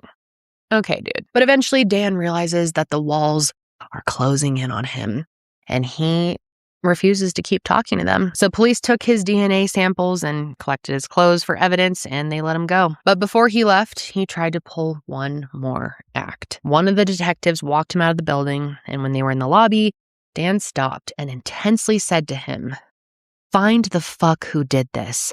I don't care if you capture him. I don't care if you kill him. Find him. Just don't stop looking elsewhere. He took my children's mother for Christmas. And what's even more disturbing is that right after this, Dan goes to be with Christelle's family. Like, he actually had the nerve to go be with them, knowing that it's only a matter of time until police have enough to arrest him. And later they said that he was acting really meek and trying to make everything about him, just pulling the ultimate victim card in that situation, even though he had just killed his wife. And of course, he didn't tell the police that they were looking at him as a suspect, but at some point he asked Christelle's stepsister if she would be willing to help him find a good lawyer, which at the time she didn't think was that odd, especially because, emotions are running high and everything, and she was a lawyer herself, so she thought maybe he needed a lawyer to help deal with the authorities, and just, didn't put too much thought into it in the moment. But at the time, she also had no idea what evidence the police had discovered. It turns out that Dan was very methodical in his planning, but definitely was not perfect in covering his tracks. Police were able to determine that all of the texts Christelle got from the stalker came from a burner phone, which was purchased using a gift card that was registered to Dan's name. And get this, you guys, detectives even figured out that Dan had tested them by messaging his own phone. What a genius. They also figured out the timeline for the day that Christelle was murdered. So let me tell you about it. At 6:45 a.m., Dan drove their eldest child to the bus stop and came home shortly after. Then at 7:42 a.m., Christelle left to bring the other two kids to school and came back around 8 a.m. And normally, Dan would have left for work by then, but the garage camera showed that he didn't actually leave that day until 8:24 a.m. And that wasn't the only interesting thing that the security cameras showed. At around 8 a.m., the other cameras around the house were abruptly turned off, and a piece of tape was placed over the one at the front door. And this is just the most classic mistake that I've seen so many killers make. Investigators actually found the exact same tape in their kitchen drawer with a tear on it that perfectly matched the ripped piece that was put over the security camera. Just awesome. So obviously, police believe Dan did this and left the camera over the garage so that he could be seen leaving the house to build his alibi. And then they also believe that when Christelle got back home, Dan had been hiding in the garage and he attacked his own wife before she could make it into the house. Christelle never grabbed the gun that she had in her purse, which Dan knew, so he snuck up from behind and hit her on the back of the head to disarm her. Then, when she was down, he flipped her over to stab her. He stabbed his own wife, the mother of his 3 children, directly in the heart after mentally torturing her for all of that time. I mean, I think it's hard to even put words onto someone like Dan who could actually do something like that, but I think he qualifies as evil. And after killing her, he, of course, tried to build an alibi. And this alibi, man, wow. Of all the things he could have thought of, Dan tells investigators that he was leaving the house later than usual that day because he had been experiencing diarrhea.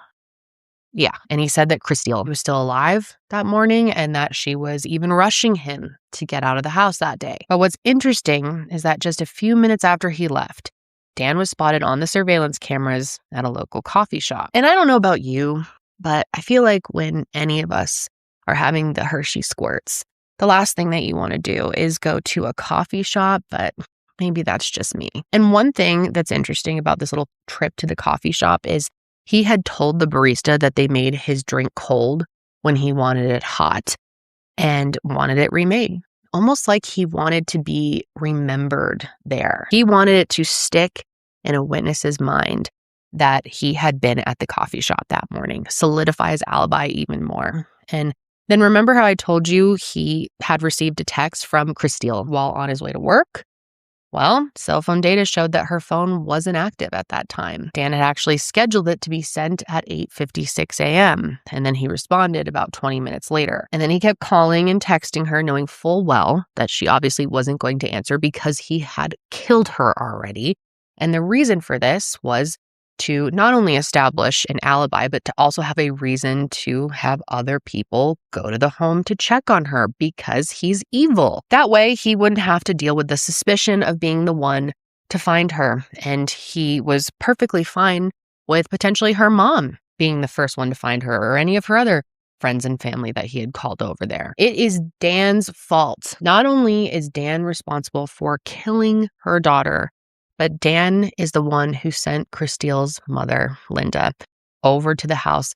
He is the reason that she saw her on the ground with an officer over her trying to save her life. And it could have been even worse if she was the one to initially come across her.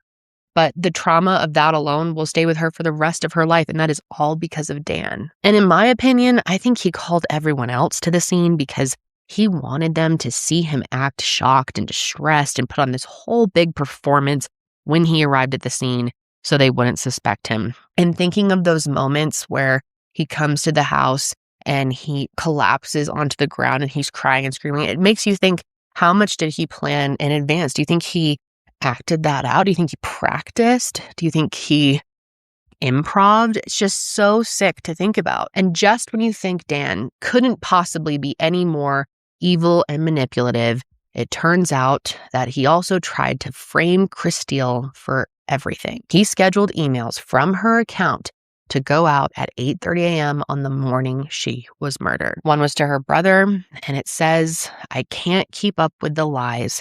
I had an affair for 18 months. We framed Anthony. Dan was supposed to kill himself in depression, not grow a spine. I just confessed to Martinez. My now ex-boyfriend and I are going there now. Push Dan not to press charges." And an email to the detective said, "I can't do this anymore. I confess. I've had an affair for 18 months. We framed Anthony and pushed it on Dan. I just broke up with my BF and we're coming to the police station to give statements. Be there in 30 minutes. And I guess Dan just was hoping that the police would assume that the man that she was having this supposed affair with would have killed her to stop her from going in and confessing. And it seems like he had this whole idea for about at least a week before her murder. On December 6th, Christelle received a random email that said, "Hey, gorgeous, I can't visit you no more. No more Colorado time. My girlfriend doesn't want us talking without her.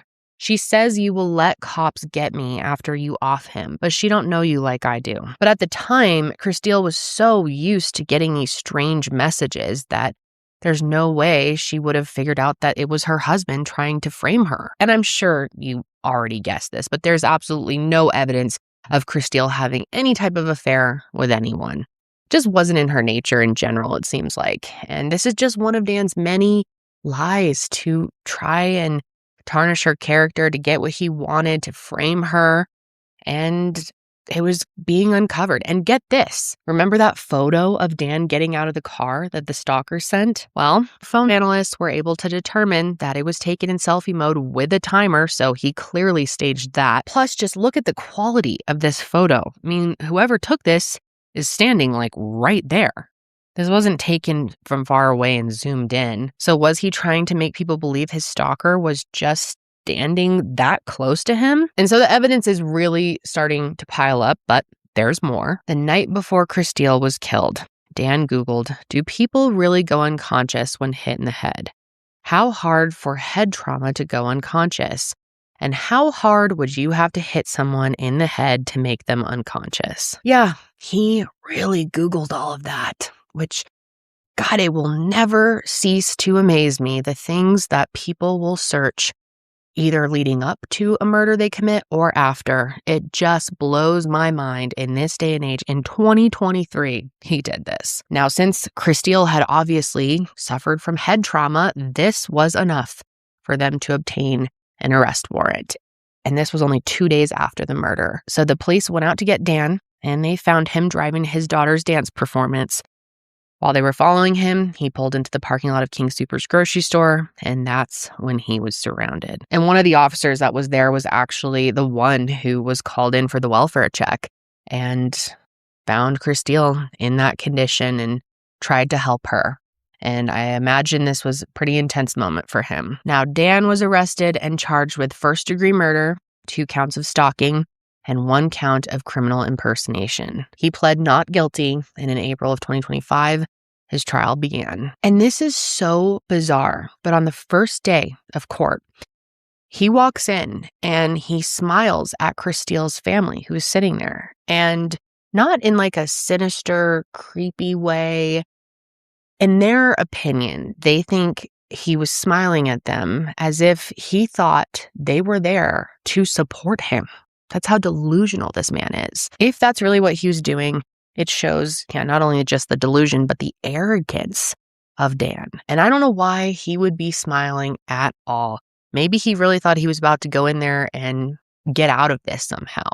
But no, you're about to face everyone, and you're going to be exposed for the evil person that you really are, and you're going to be exposed as a total fucking idiot. In the opening statements, prosecutors made it very clear what they believed Dan's motive was. Turns out he and Christelle had been having trouble in their marriage, and they were on the verge of a divorce. So he carried out the stalking scheme as a way to scare her, hoping they could bond over a mutual enemy and that she would see him as some sort of protector. It was basically a fucked up way for him to make her into a damsel in distress so that he could swoop in and be that knight in shining armor. But that wasn't working because even in the midst of all of her fears, she still wanted to divorce him. And the prosecution argued that he knew there were pending search warrants with the tech companies that would point to him. So he killed her in order to try and pin the blame on her.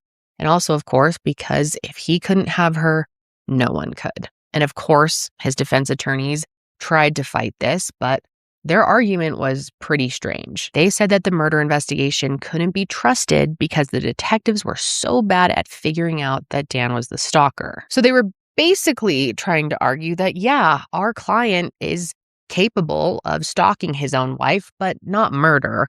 And that doesn't even matter, really, because it took the police too damn long to realize what a bad guy he is.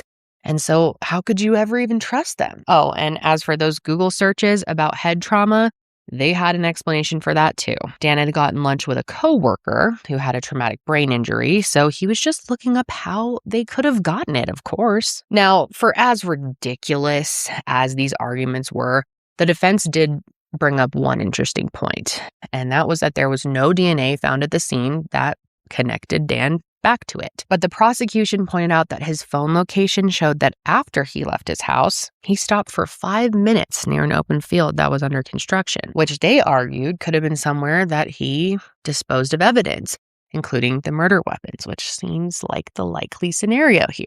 Unfortunately, detectives did search this location and they weren't able to find anything, but even so, the circumstantial evidence was more than enough, obviously, to prove that Dan was Christiel's stalker and ultimately her killer, which became even more apparent when they ended up calling one of his ex-girlfriends to the stand. And she had quite the story to tell. She said that she and Dan had dated when they were in high school and college, but she broke up with him in 2000. And after that, she had received a bunch of anonymous messages and calls.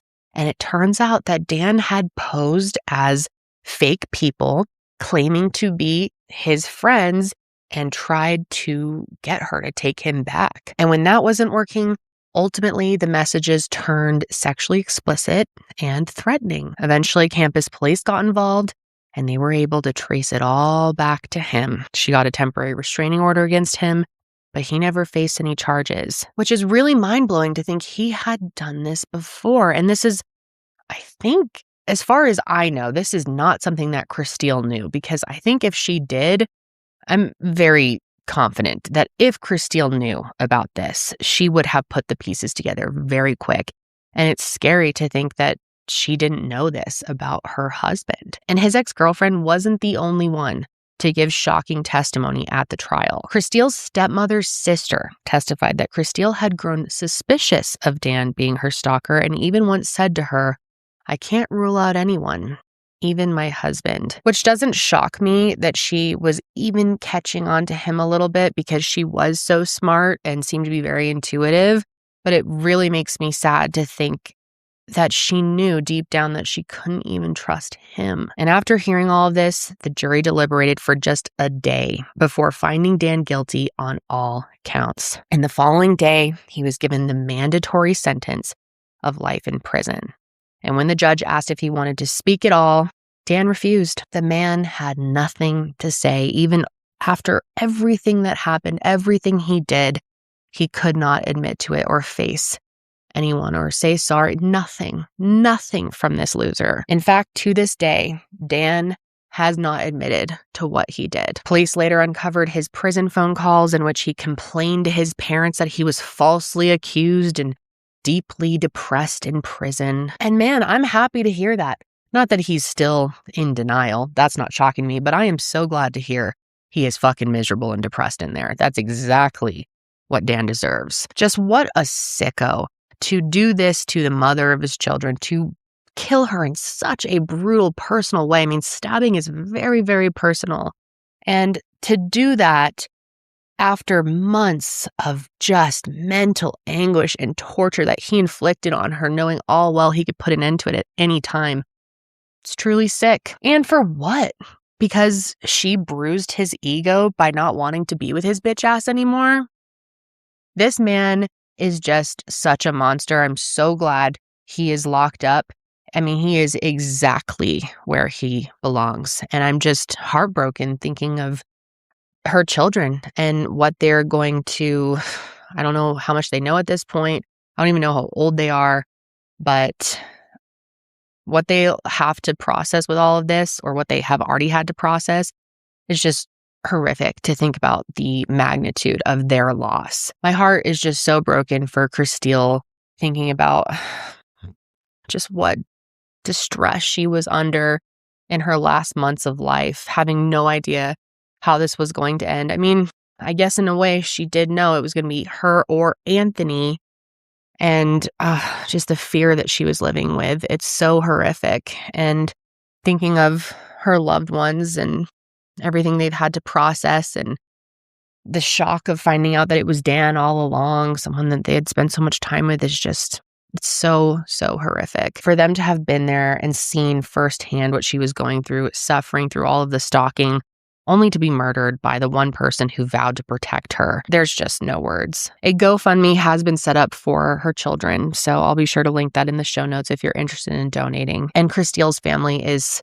still carrying on her legacy. They've stated that they want to make changes in the legal system when it comes to stalking, specifically to get tech companies to turn over data quickly. I'm sure you've already had this thought, but had those companies turned that data over to the police right away, or at least a little sooner, Christelle's life may have been saved. But these companies don't treat these requests with urgency until the worst happens. One of Christelle's cousins actually is a prosecutor, and she has stated that she wants to create legislation that would force companies to prioritize turning over information in stalking cases within 48 hours of receiving a warrant. And I really hope that this case can lead to that, because all too often, victims of stalking just are not treated with the level of urgency they deserve and need until it's too late.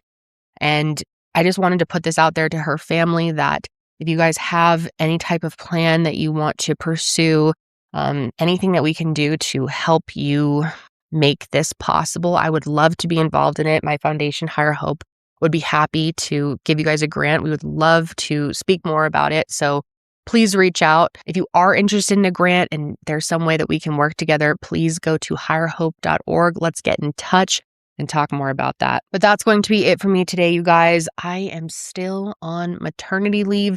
I think this episode will be going up towards the end of my maternity leave. I'm not sure exactly when we're going to release these and whatever, but I should be back soon.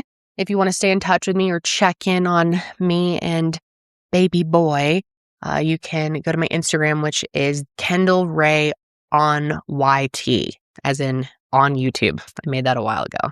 Almost forgot what it was. But anyway, like I said, I'll be back soon. Thank you for listening to Christelle's story. I think this case definitely needs more coverage, and there's a lot of discussion to be had from cases like this. I think they're really important. But until I see you next, stay safe out there.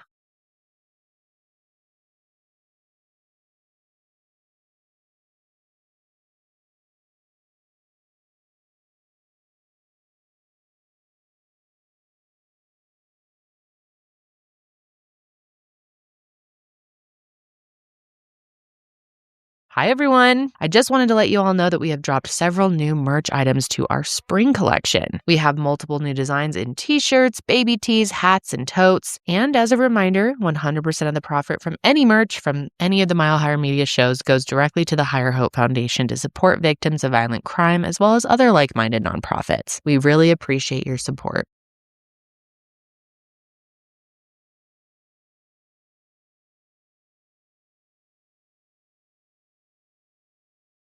Hello, everyone, and welcome back to another episode of True Crime with Kendall Ray. Thank you so much for joining me today. If you're new to the show, then welcome. I'm happy to have you here, and make sure to click subscribe so you never miss an episode from me. So, guys, I am still on my maternity leave. Not sure where in the leave this is coming out. Not sure what's going on in life, but I am pre-recording this episode. And the case that I have for you all today is so batshit, I don't even know how to put it into words.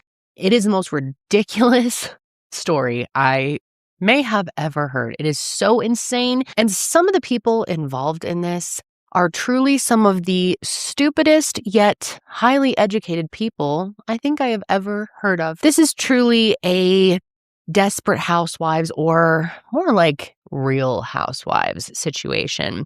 And we're going to be talking about a really ruthless harassment campaign that led to a PTA president mom who volunteered tons of her time, was, seen as one of the best people working at this school, ending up with felony charges. And I am really looking forward to diving into this one because I was just blown away when I heard all the details, and I think you are going to be too. So let's just jump in and start with turning it back to 2010, okay?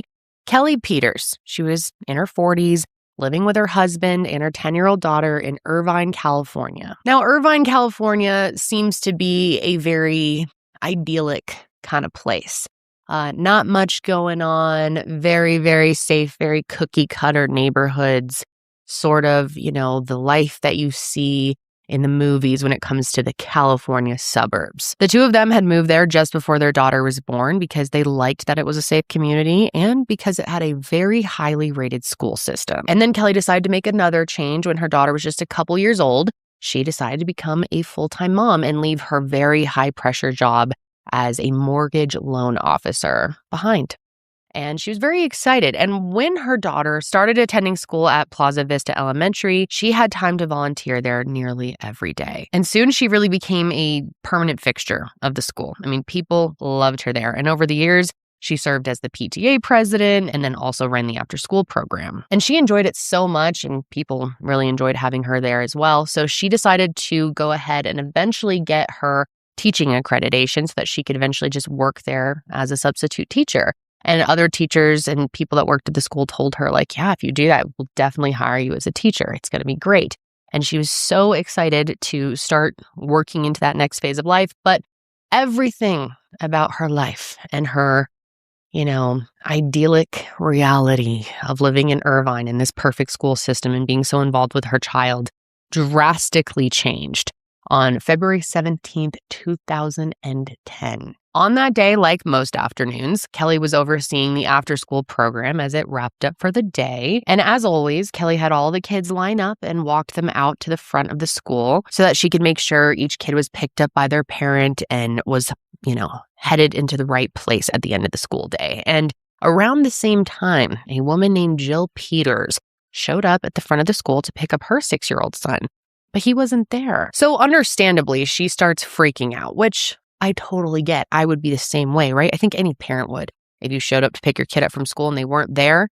So she's really concerned. She's yelling at people. She's demanding to know where her son is. But then just a moment later, the school's tennis coach approaches and she has her son with her. And it turns out he had been in the back of the school at his tennis lesson, which was part of the after-school activities. So not that big of a deal. It is a very quick reunion. There wasn't much time for her to be freaking out. They're reunited very quickly. And after his lesson, it turns out he didn't line up with the rest of the kids, so he was left behind and ended up being locked out in the back of the playground for about 5 minutes. That's it. Until he was found by another teacher knocking on the back door to be let in. Of course, I totally understand being frustrated by this, right? But things do happen. And even though the whole ordeal was only just a few minutes, everything about this really upset Jill. And I'm talking really upset her. In fact, you could say this pissed her the fuck off. She starts berating Kelly over it since she had been the main adult who was in charge. Now, in response, Kelly seemed to understand why Jill was so upset, so she stayed calm and apologized for everything. Jill, on the other hand, was furious and refused to let it go, and she even accused Kelly and the tennis coach of trying to intentionally harm her son, which is a big accusation and clearly not the case. But Kelly, she's a chill person, okay? She's trying to ease Jill's concern, trying to be understanding, telling her that it's normal for instructors to walk kids up at the end of the day like that. And she said that it only happened because Jill's son was slow to line up with the rest of the kids. Slow as in he was slow to walk over there. But saying slow was like pouring gasoline on the fire that is Jill. Because Jill took this as Kelly saying that her son is slow in general, as in his mental capacity, as in he has a smaller intellect, that he is slow. I mean, we all know what Jill thought Kelly was trying to say, which she was not saying at all. She was saying the kid was slow walking to the line. And this comment sent Jill over the edge because she thinks Kelly is making fun of her son, that she is calling him stupid. So Jill starts freaking shit at this point, and Kelly decides, okay, this is too much. We're in a professional atmosphere. It's clearly a mistake. It's not that big of a deal. I've already apologized. I'm not going to sit here and be berated by you for things I didn't do and for things I didn't say. So she doesn't want to take it anymore. And she turned around and walked away while Jill screamed out, "How do you sleep at night? I'll get you." Yeah, she really said, "I'll get you." So things only got worse from here, as you can imagine. So Kelly was so frazzled and upset by the whole ordeal, understandably, that she went back into the school and started crying. And the school staff tries to comfort her, say, yeah, that's not fun to be yelled at, but sometimes parents lose it like that. It's very stressful, but I wouldn't take it too seriously. It's going to blow over. Everything's going to be okay. But little did they know, this wasn't just a heated in the moment type of threat. This was a real threat. This was a promise of an action that Jill immediately started on. And it started the next day because Jill ends up calling the school's principal and files a formal complaint against Kelly and demands that she be fired from her position. And in this complaint, Jill blew everything out of proportion.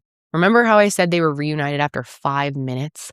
Well, she stated that her son had been locked out of the school for 19 minutes and was in emotional distress. And she also took great issue, of course, with Kelly saying that her son was slow. Here's what she specifically wrote, okay? She said, "She told me that she blames my son because he is slow and often gets left behind because it's hard to wait for him. For the record, my son is very intelligent, mature, and athletic, and has successfully participated in many ACE classes. He is receiving good grades and has earned many awards this year. He is not mentally or physically slow by any standard." Now, the school didn't want to jump to any conclusions here and just do whatever Jill wanted them to do, so they did a little investigation into the complaint, and they interviewed some witnesses and found out that he was left outside for only 5 minutes, or possibly even less than 5 minutes, and nowhere near the 19 minutes that Jill had claimed. And they also determined, of course, that Kelly had no malicious intent in this accident, so she was cleared of any wrongdoing, and the school kept her in her position. The students loved her, the parents loved her. I mean, everyone loved Kelly. Now, okay, most people would stop here, right? I mean, it's understandable how Jill acted to some extent. Like I said, being concerned when he wasn't there when you went to pick him up after school, very, very reasonable. Wanting to protect your kids and being upset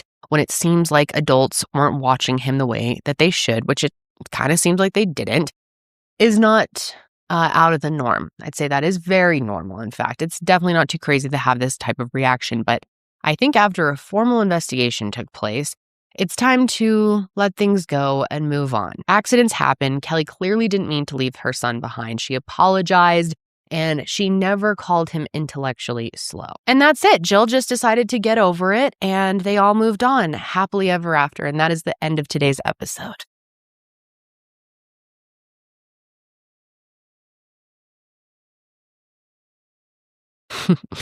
Of course not. Jill took it up from here. But before I get into everything, all the real shit that Jill did to Kelly and how she almost destroyed her life over this, let me tell you a little bit more about exactly who Jill is. So she grew up in Southern California and then moved to the north end of the state to attend law school at UC Berkeley. And after graduation, she started working at a law firm in Palo Alto, where she met her future husband, Kent Easter. Now, Kent was a practicing lawyer who had recently attended Stanford and the UCLA School of Law before joining the firm. The two of them had a big fancy wedding. They had a very picture-perfect wedding. In fact, it was so picture-perfect that a picture made it onto a bridal magazine or like the knot.com, something like that.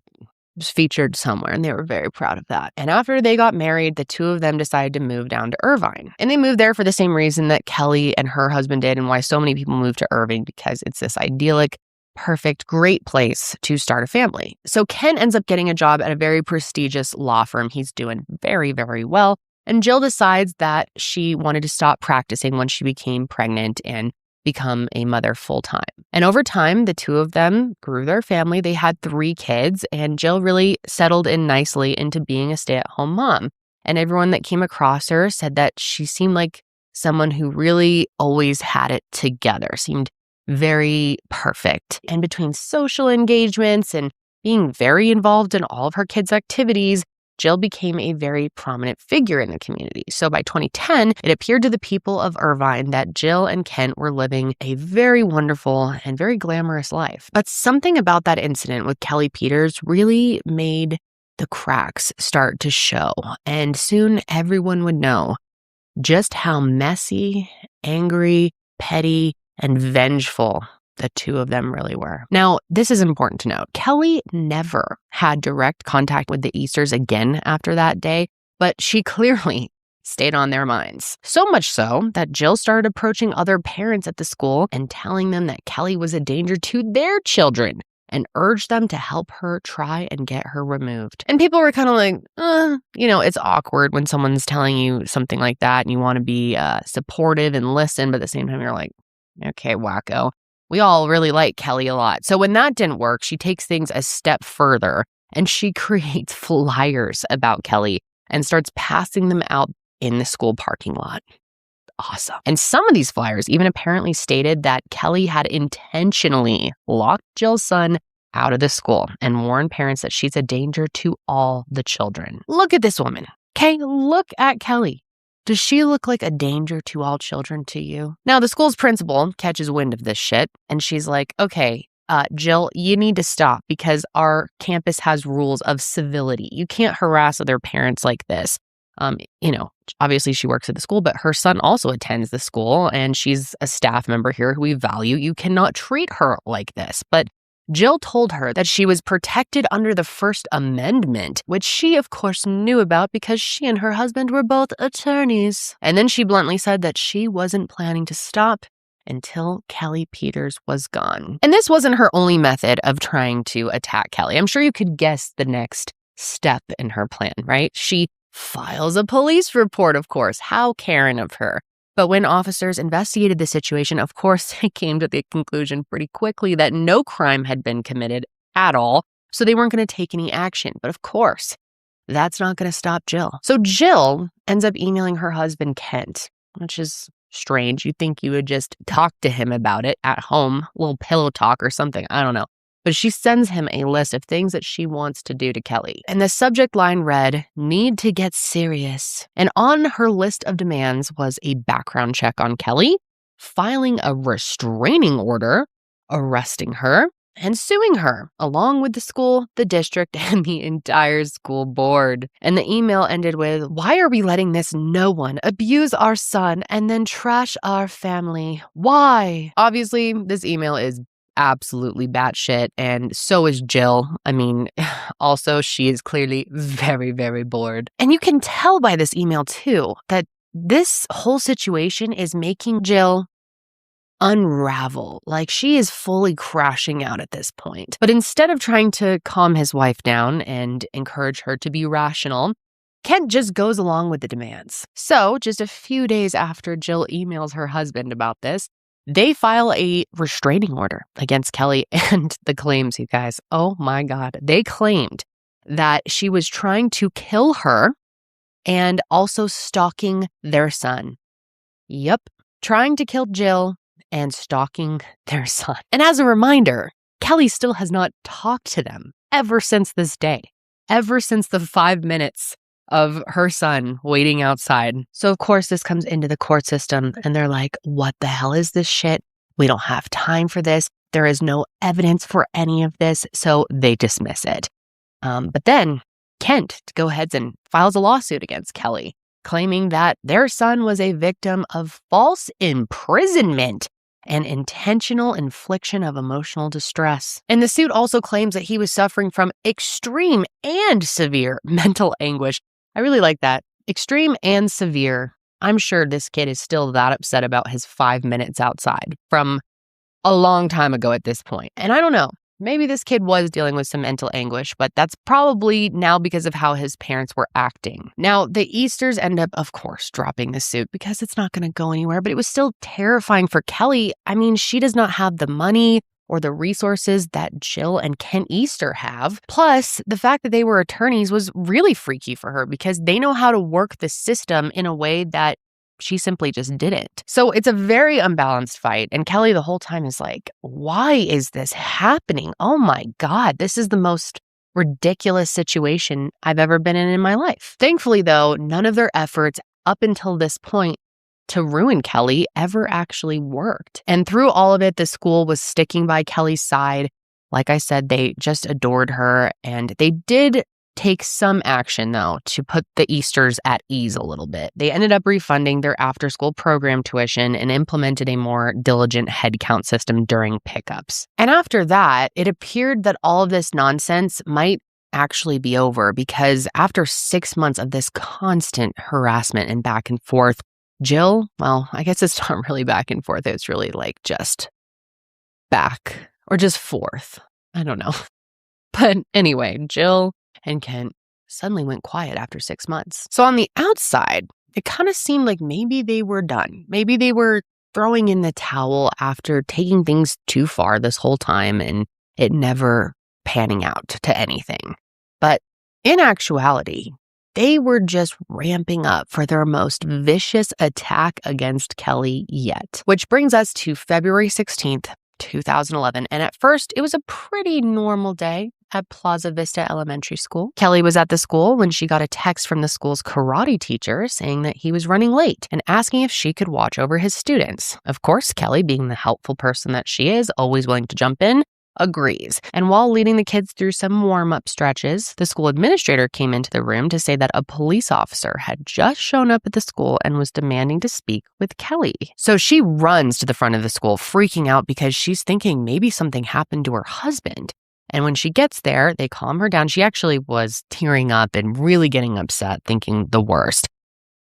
Unfortunately, it was much worse than she could have even imagined. But they tell her, your husband's fine. We're actually just here to investigate you. And I guess Irvine police had received a call from somebody saying that Kelly was driving around the school erratically. This unknown caller described her white PT Cruiser and even mentioned a decal on the car that said only for the groovy, which was the name of Kelly's small little tie-dyeing business she ran on the side. And this person said that they witnessed her putting drugs into the back of her car. So Kelly's thinking, absolutely not. That is ridiculous. I don't do drugs. I don't have drugs in my car.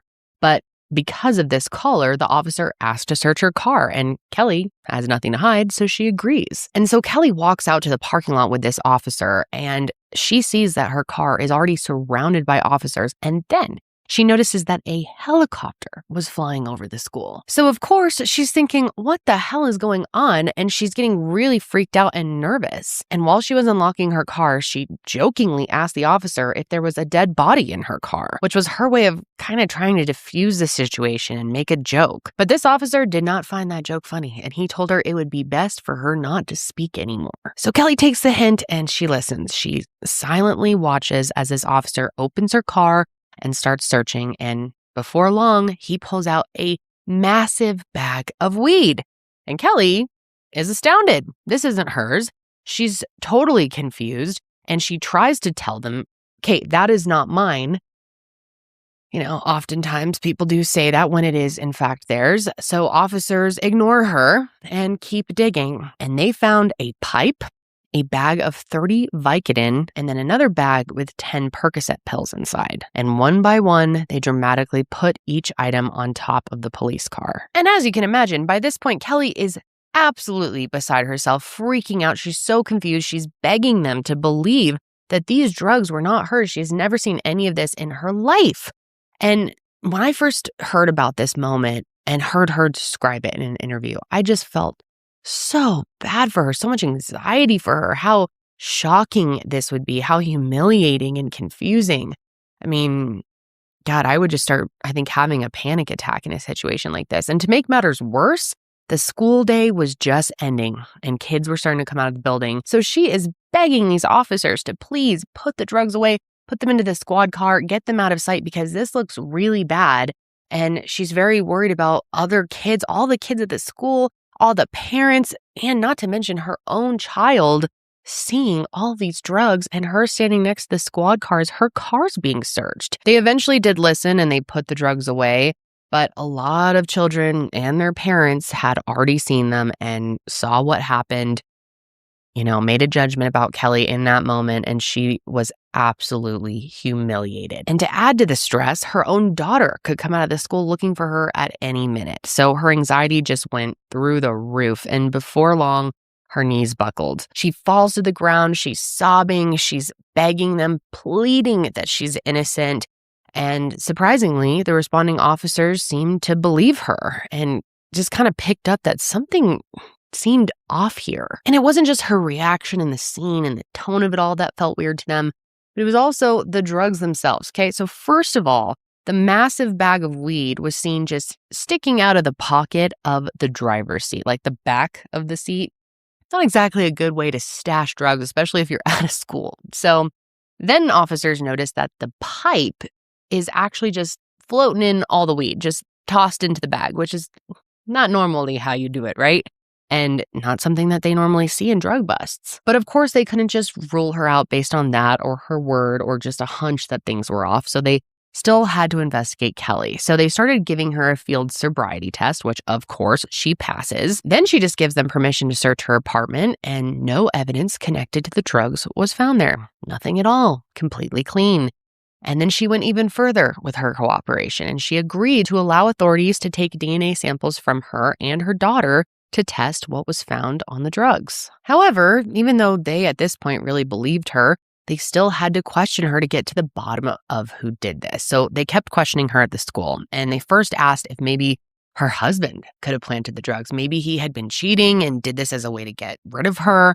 And she was like, absolutely not. There is no way he would have done that. And at the same time, though, she still had no idea who would have done this to her. They asked her if she had any enemies. She's like, no, I don't think so. But then the principal interrupted her and said, actually, you do. Jill and Kent Eastern. And then the principal had a huge realization. It had been 1 year to the day since the incident between them at the school. So it seemed like Jill wasn't done, that she was still trying to make good on her promise to get Kelly. And so at this point, the Irvine Police Department began investigating the drugs as a frame job. So first they go back to square one and they start listening to the 911 call that they received about Kelly. And whoever did this really tried to take some steps to conceal their identity, starting with how they called it in. Because this person didn't just call 911 or even the non-emergency number. Instead, they actually called the front office of the department, which meant that it couldn't be traced as easily as it would have if it had just been called into dispatch. Almost as if whoever made this call knew specific details about how law enforcement worked. Maybe someone like an attorney, perhaps? But anyway, Irvine PD ended up having to issue a warrant for their own offices just to trace the call. And while they were waiting for that to come through, they examined the call some more on their own. And it sounded like the person who called was a male. The voice sounded male.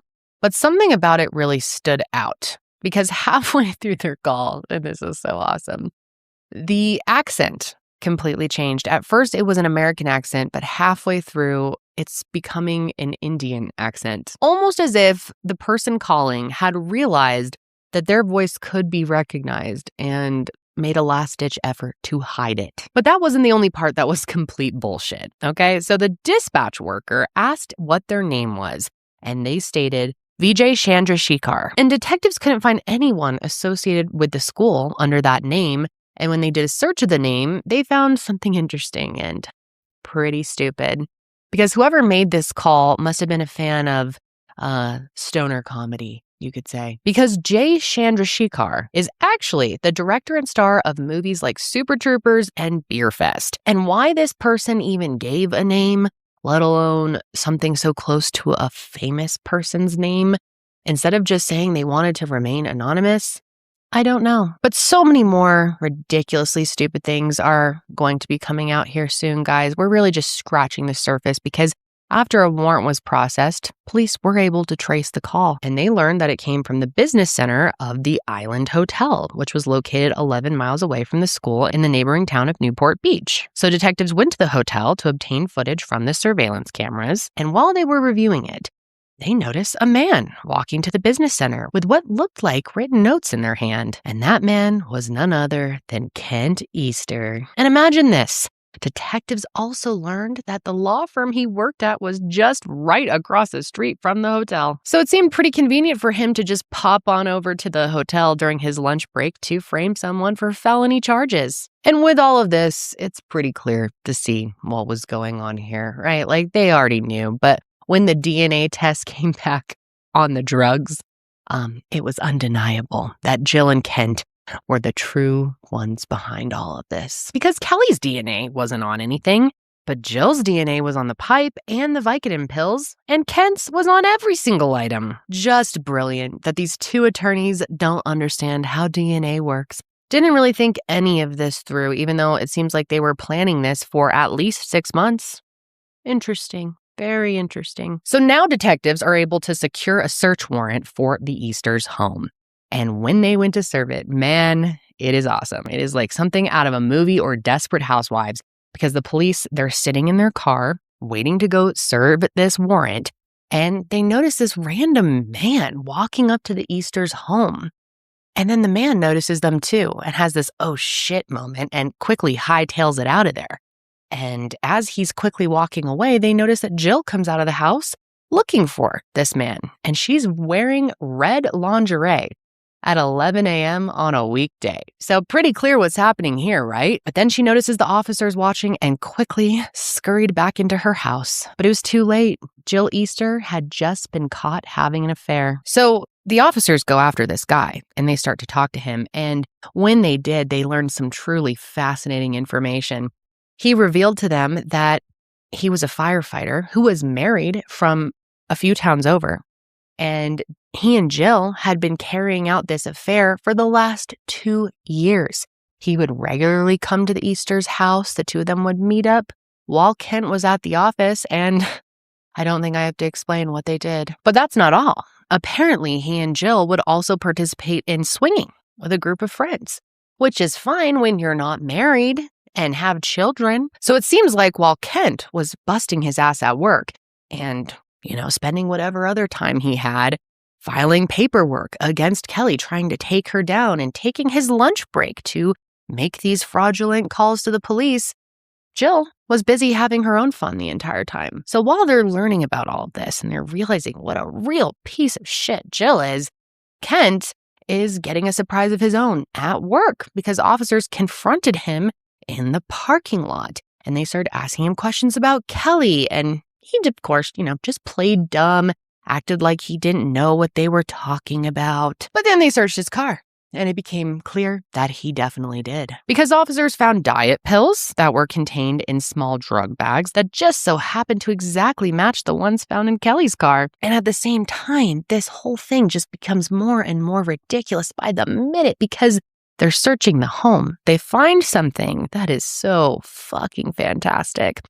Or embarrassing, depending on how you look at it. They come across Holding House, which is Jill's new self-published book under the pen name Ava Bjork. And it was a romance novel, of course, where the main protagonist, a Berkeley graduate named Libby, carries out a foolproof crime in order to get back at her lover for abandoning her. And to make matters even more bizarre, Kent narrated a promo video for it, where he is saying lines like, "If you knew how to commit the perfect crime, would you do it?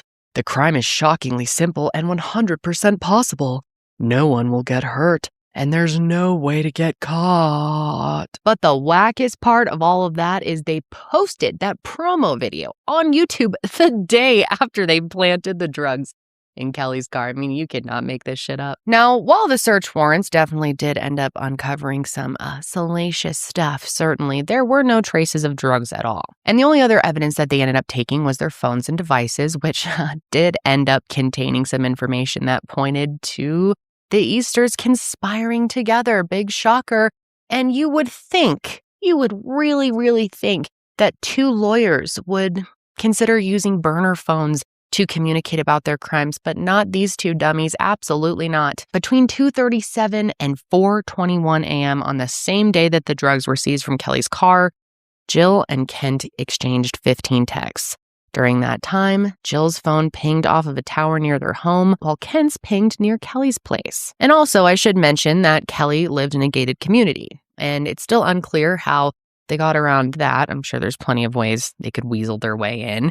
But Kelly had also stated that it's possible that she did leave her car unlocked. So once he did get to the car, it was probably pretty easy for him to plant the drugs. And it really makes you wonder, because if that really was the case, and the car was just unlocked, and he was able to open the door and put the drugs in, and that was the plan the whole time, makes you wonder if Kent or Jill had maybe been stalking Kelly. Maybe they had noticed that she normally doesn't lock the car, or they had made sure that that specific day she didn't lock the car and knew that that was going to be an easy way for them to get in.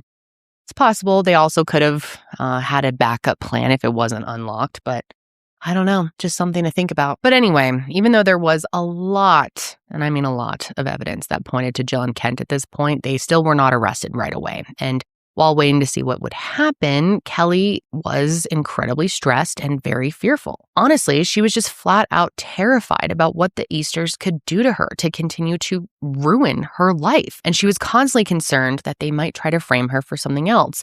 And she said that her anxiety got so bad that she started to lose a lot of weight and her hair even began to fall out. And sadly, because of everything that was going on, she just had to give up her dream of becoming a substitute teacher. And the impact of this was really, really horrible. I know I've been goofing around, but this was awful for Kelly. And not just for Kelly, her husband as well. He started to suffer from panic attacks, and their poor daughter was getting bullied at school. And it got so bad that they eventually had to transfer her to a different school. They had to leave Plaza Vista, which was a place that once meant so much to them.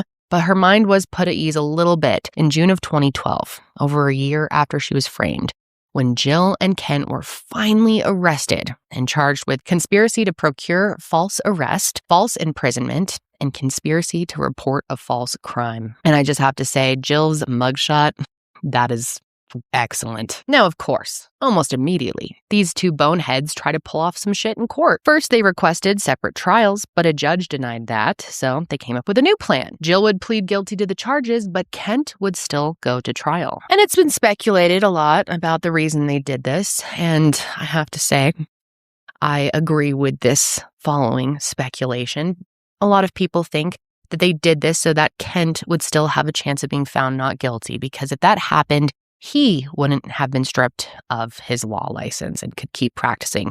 Basically, the money could keep rolling in, and Jill wouldn't have to worry about getting a job or, losing their glamorous lifestyle. Which you might think it's pretty ridiculous, the idea that they would even think that maybe he'd be able to keep practicing with his law firm, but I guess the law firm he worked at was pretty lax about the whole thing. Because after the search warrants were served at the office, Kent was able to still keep practicing at the firm and was even made partner. And that's just wild to me. I mean, what kind of whack-ass firm would want to keep someone on who was under investigation? So no wonder Kent and Jill really thought that they were untouchable. But the truth is, the walls were really starting to close in all around them. So to fight that and have the best possible chance of continuing their glamorous lifestyle, they decided to just put everything on Jill. So she pled guilty and was sentenced to 120 days in prison, 100 hours of community service at a soup kitchen, and disbarment from practicing law again, which I'm sure she wasn't planning on anyway. And now her being a convicted criminal really helped to pave the way for the defense team at Kent's trial, because their defense, which is quite embarrassing, is that Kent simply didn't have a backbone, that he could not say no to his manipulative wife. They argued that he was like a pathetic little dog who would just do whatever she said to do, and he was really under her spell. He had been under her control for so long, he just didn't have a choice. And to help support this, his lawyers even brought up her affair with the firefighter. And this is so embarrassing. I think I have a tiny bit of sympathy for Kent in this moment, because he claimed that he even knew about the affair but was too meek to do anything about it. And his defense brought in evidence as a way to show what Jill was like if someone tried to push against her. Turns out, during the investigation, law enforcement had the firefighter wear a wire when he was around Jill to try and probe her for any information. And she didn't really give up anything, but she did have a complete meltdown over her affair partner, the firefighter, not supporting her enough during the investigation. And we already knew that Jill was a terrible person, but listen to this. After this meeting, Jill apparently told his wife about the affair, which had to have been awful for his wife on its own. But then, in typical Jill fashion, she began to frequently harass her, even contacting her place of work to tell them about the affair. But this was great for Kent's lawyers because they were able to play this in court to show how vicious Jill actually was. So it seems like Kelly wasn't the only person who had to deal with her wrath. And look, I think it's pretty clear that Jill is a terrible, vindictive monster, really, and no one is safe in her path. But Kent is a grown-ass man who decided to participate in destroying an innocent woman's life. So do we really feel bad for him? Absolutely not. But it is just ridiculous to plant drugs on someone, call it in with a fake Indian accent, and then try to claim that you're the victim in it all because you're too meek to stand up to your wife. And that's not all he tried to claim. He said on the stand, actually, that Jill and he had swapped phones the night that the drugs were planted. And he had no idea that she snuck out of the house to plant the drugs. And the weird phone call that he made, switching up his accent halfway through to the police about Kelly, he had an explanation for that, too. He said that Jill had called him and said that she saw Kelly popping pills and driving erratically. So she demanded that he called the police and he had no other choice because Jill is a monster. Now, obviously, this is a very clear way for Kent to try and save himself and most importantly, to save his law license. But one juror actually bought into his act. And the judge declared a mistrial after there was a deadlock of 11-1. So 10 months later, his second trial began. And once again, his lawyer tried to argue that he is just a sad shell of a man who was simply just going along with his wife's evil plan. But during this trial, the theatrics were out in full force with the Easters, and Kent's defense lawyers called Jill up to the stand. And by this point, she had already served her 2-month prison stay. And her time served definitely did not humble her at all. She was still the same old Jilly. She opened up her testimony by saying that she went to the best law school out of everyone in the courtroom, including the judge. So she wasn't exactly trying to be relatable to the jury, you could say. And then the next day, she was called back in for the rest of her testimony. But when she enters the courtroom, the dramatics really start. And now she is claiming that she can't testify. And I'm sure if you haven't heard this case, you will not be able to guess why. Go ahead. Take a guess. Guarantee you didn't guess this. She can't testify now because she is deaf. That's right, she's deaf, which was very shocking to everyone because she didn't have any hearing issues the day before. And you would think that if she really had lost her hearing overnight, she wouldn't be at court, she'd be at the hospital. But even though the court offered her an ASL interpreter, she refused that and instead demanded a screen that would display the lawyer's questions for her to read. But since the court wasn't equipped to provide that on such short notice, her testimony was canceled. And of course, everyone was very sus about this loss of hearing overnight and it being so conveniently timed with her having to testify, but it quickly became very apparent that this was just a bizarre act because during the lunch break, the jury caught her having a conversation with Kent in the hallway, seemingly hearing everything he was saying totally fine. Imagine that. And so after this whole mess, Kent's lawyers didn't even try to call her again. I mean, these two really thought that they were the smartest in the whole room, but no one actually believed that. And that became abundantly clear when the jury was sent for deliberations, and just 2 hours later, they came back in with a guilty verdict. So Kent was sentenced to 180 days in prison, 100 hours of community service, and 3 years of probation. But of course, this didn't stop Jill from trying to get money out of him. I mean, what is she going to do now that her cash cow's in jail? So after the trial, she told Kent that he should take his own life so that he could avoid jail time and she could collect his $500,000 life insurance policy. She apparently suggested that they take their kids on the run to Belize. But he didn't take her up on this idea either, though. Instead, he served half of his sentence before being released, lucky him, and the Easters officially divorced when he did get out of prison. But Kelly wasn't done trying to clear her name. In 2016, she brought a lawsuit against the Easters for false imprisonment and emotional distress. And this court case was just as ridiculous as the last one. This time, Kent, once again, just tried to make himself look as pathetic as possible. He represented himself and really tried to make himself look like a downtrodden man who was too broke to handle any of this. Instead of the fancy suits that he would typically wear in court, he wore this ratty blue sweater every day. And when he testified, he told the jury that he was being buried by spousal and child support. He also said he shouldn't have done this to Kelly, but he'd already paid for it, and now he couldn't financially pay for it too. But Kelly's lawyers, of course, were quick to call out this bullshit act. And they told the jury that while he was cosplaying as poor, his family still had a multi-million-dollar mansion. And as for Jill, she couldn't even bother to show up for court. According to her social media, she was in Cuba with a new boyfriend, unbothered by her ex-husband's effort to get them out of this mess, which he was not successful with because the jury sided with Kelly. And she was awarded $5.7 million. Go, Kelly. Now, hearing that, you would automatically think, or you would hope, that she was just set for life and had a happy ending. Well, because we're talking about Jill and Kent here, they have tried to get out of responsibility. Kent ended up transferring their home to Jill's dad to prevent the courts from forcing him to sell it.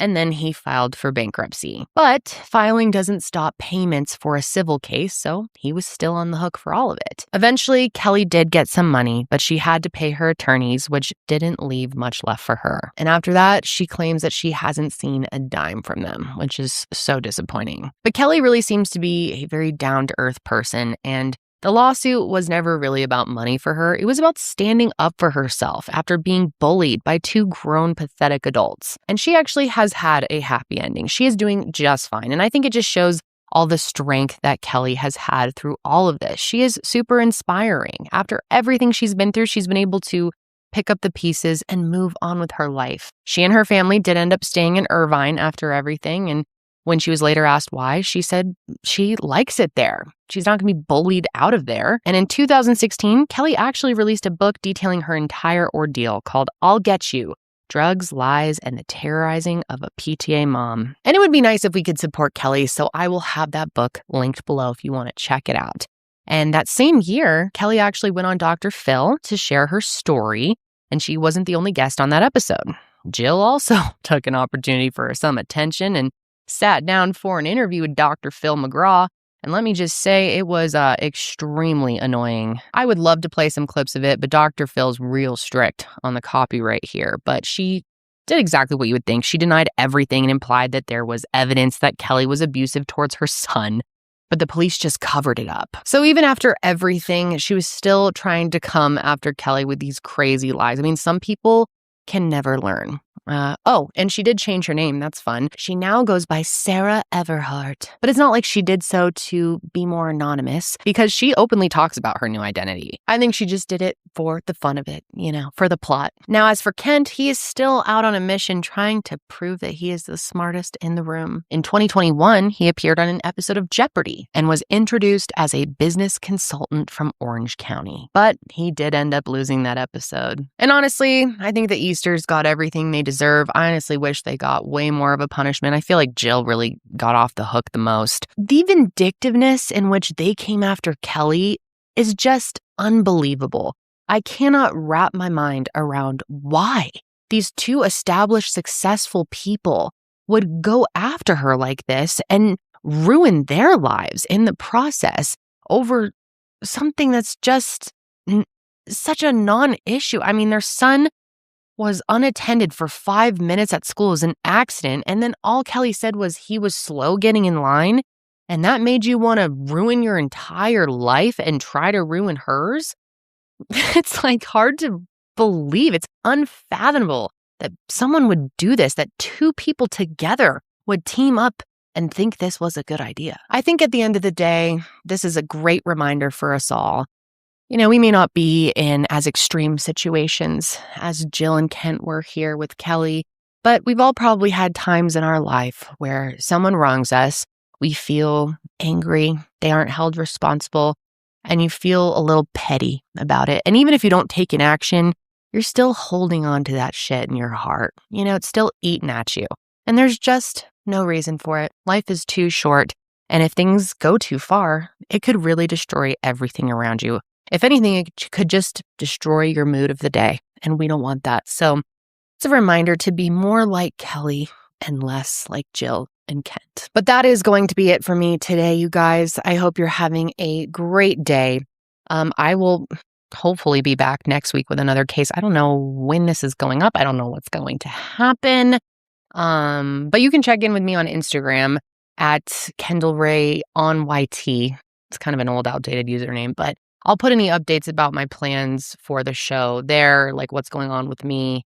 I don't know how long my leave is going to be. I don't know. I don't know anything at this point. It's the end of September of 2025 when I'm recording this. But yeah, I don't know. I'll see you soon. I will see you eventually. Maybe next week, maybe longer. Who knows? But stay safe out there and stay smart out there. Don't be a dummy.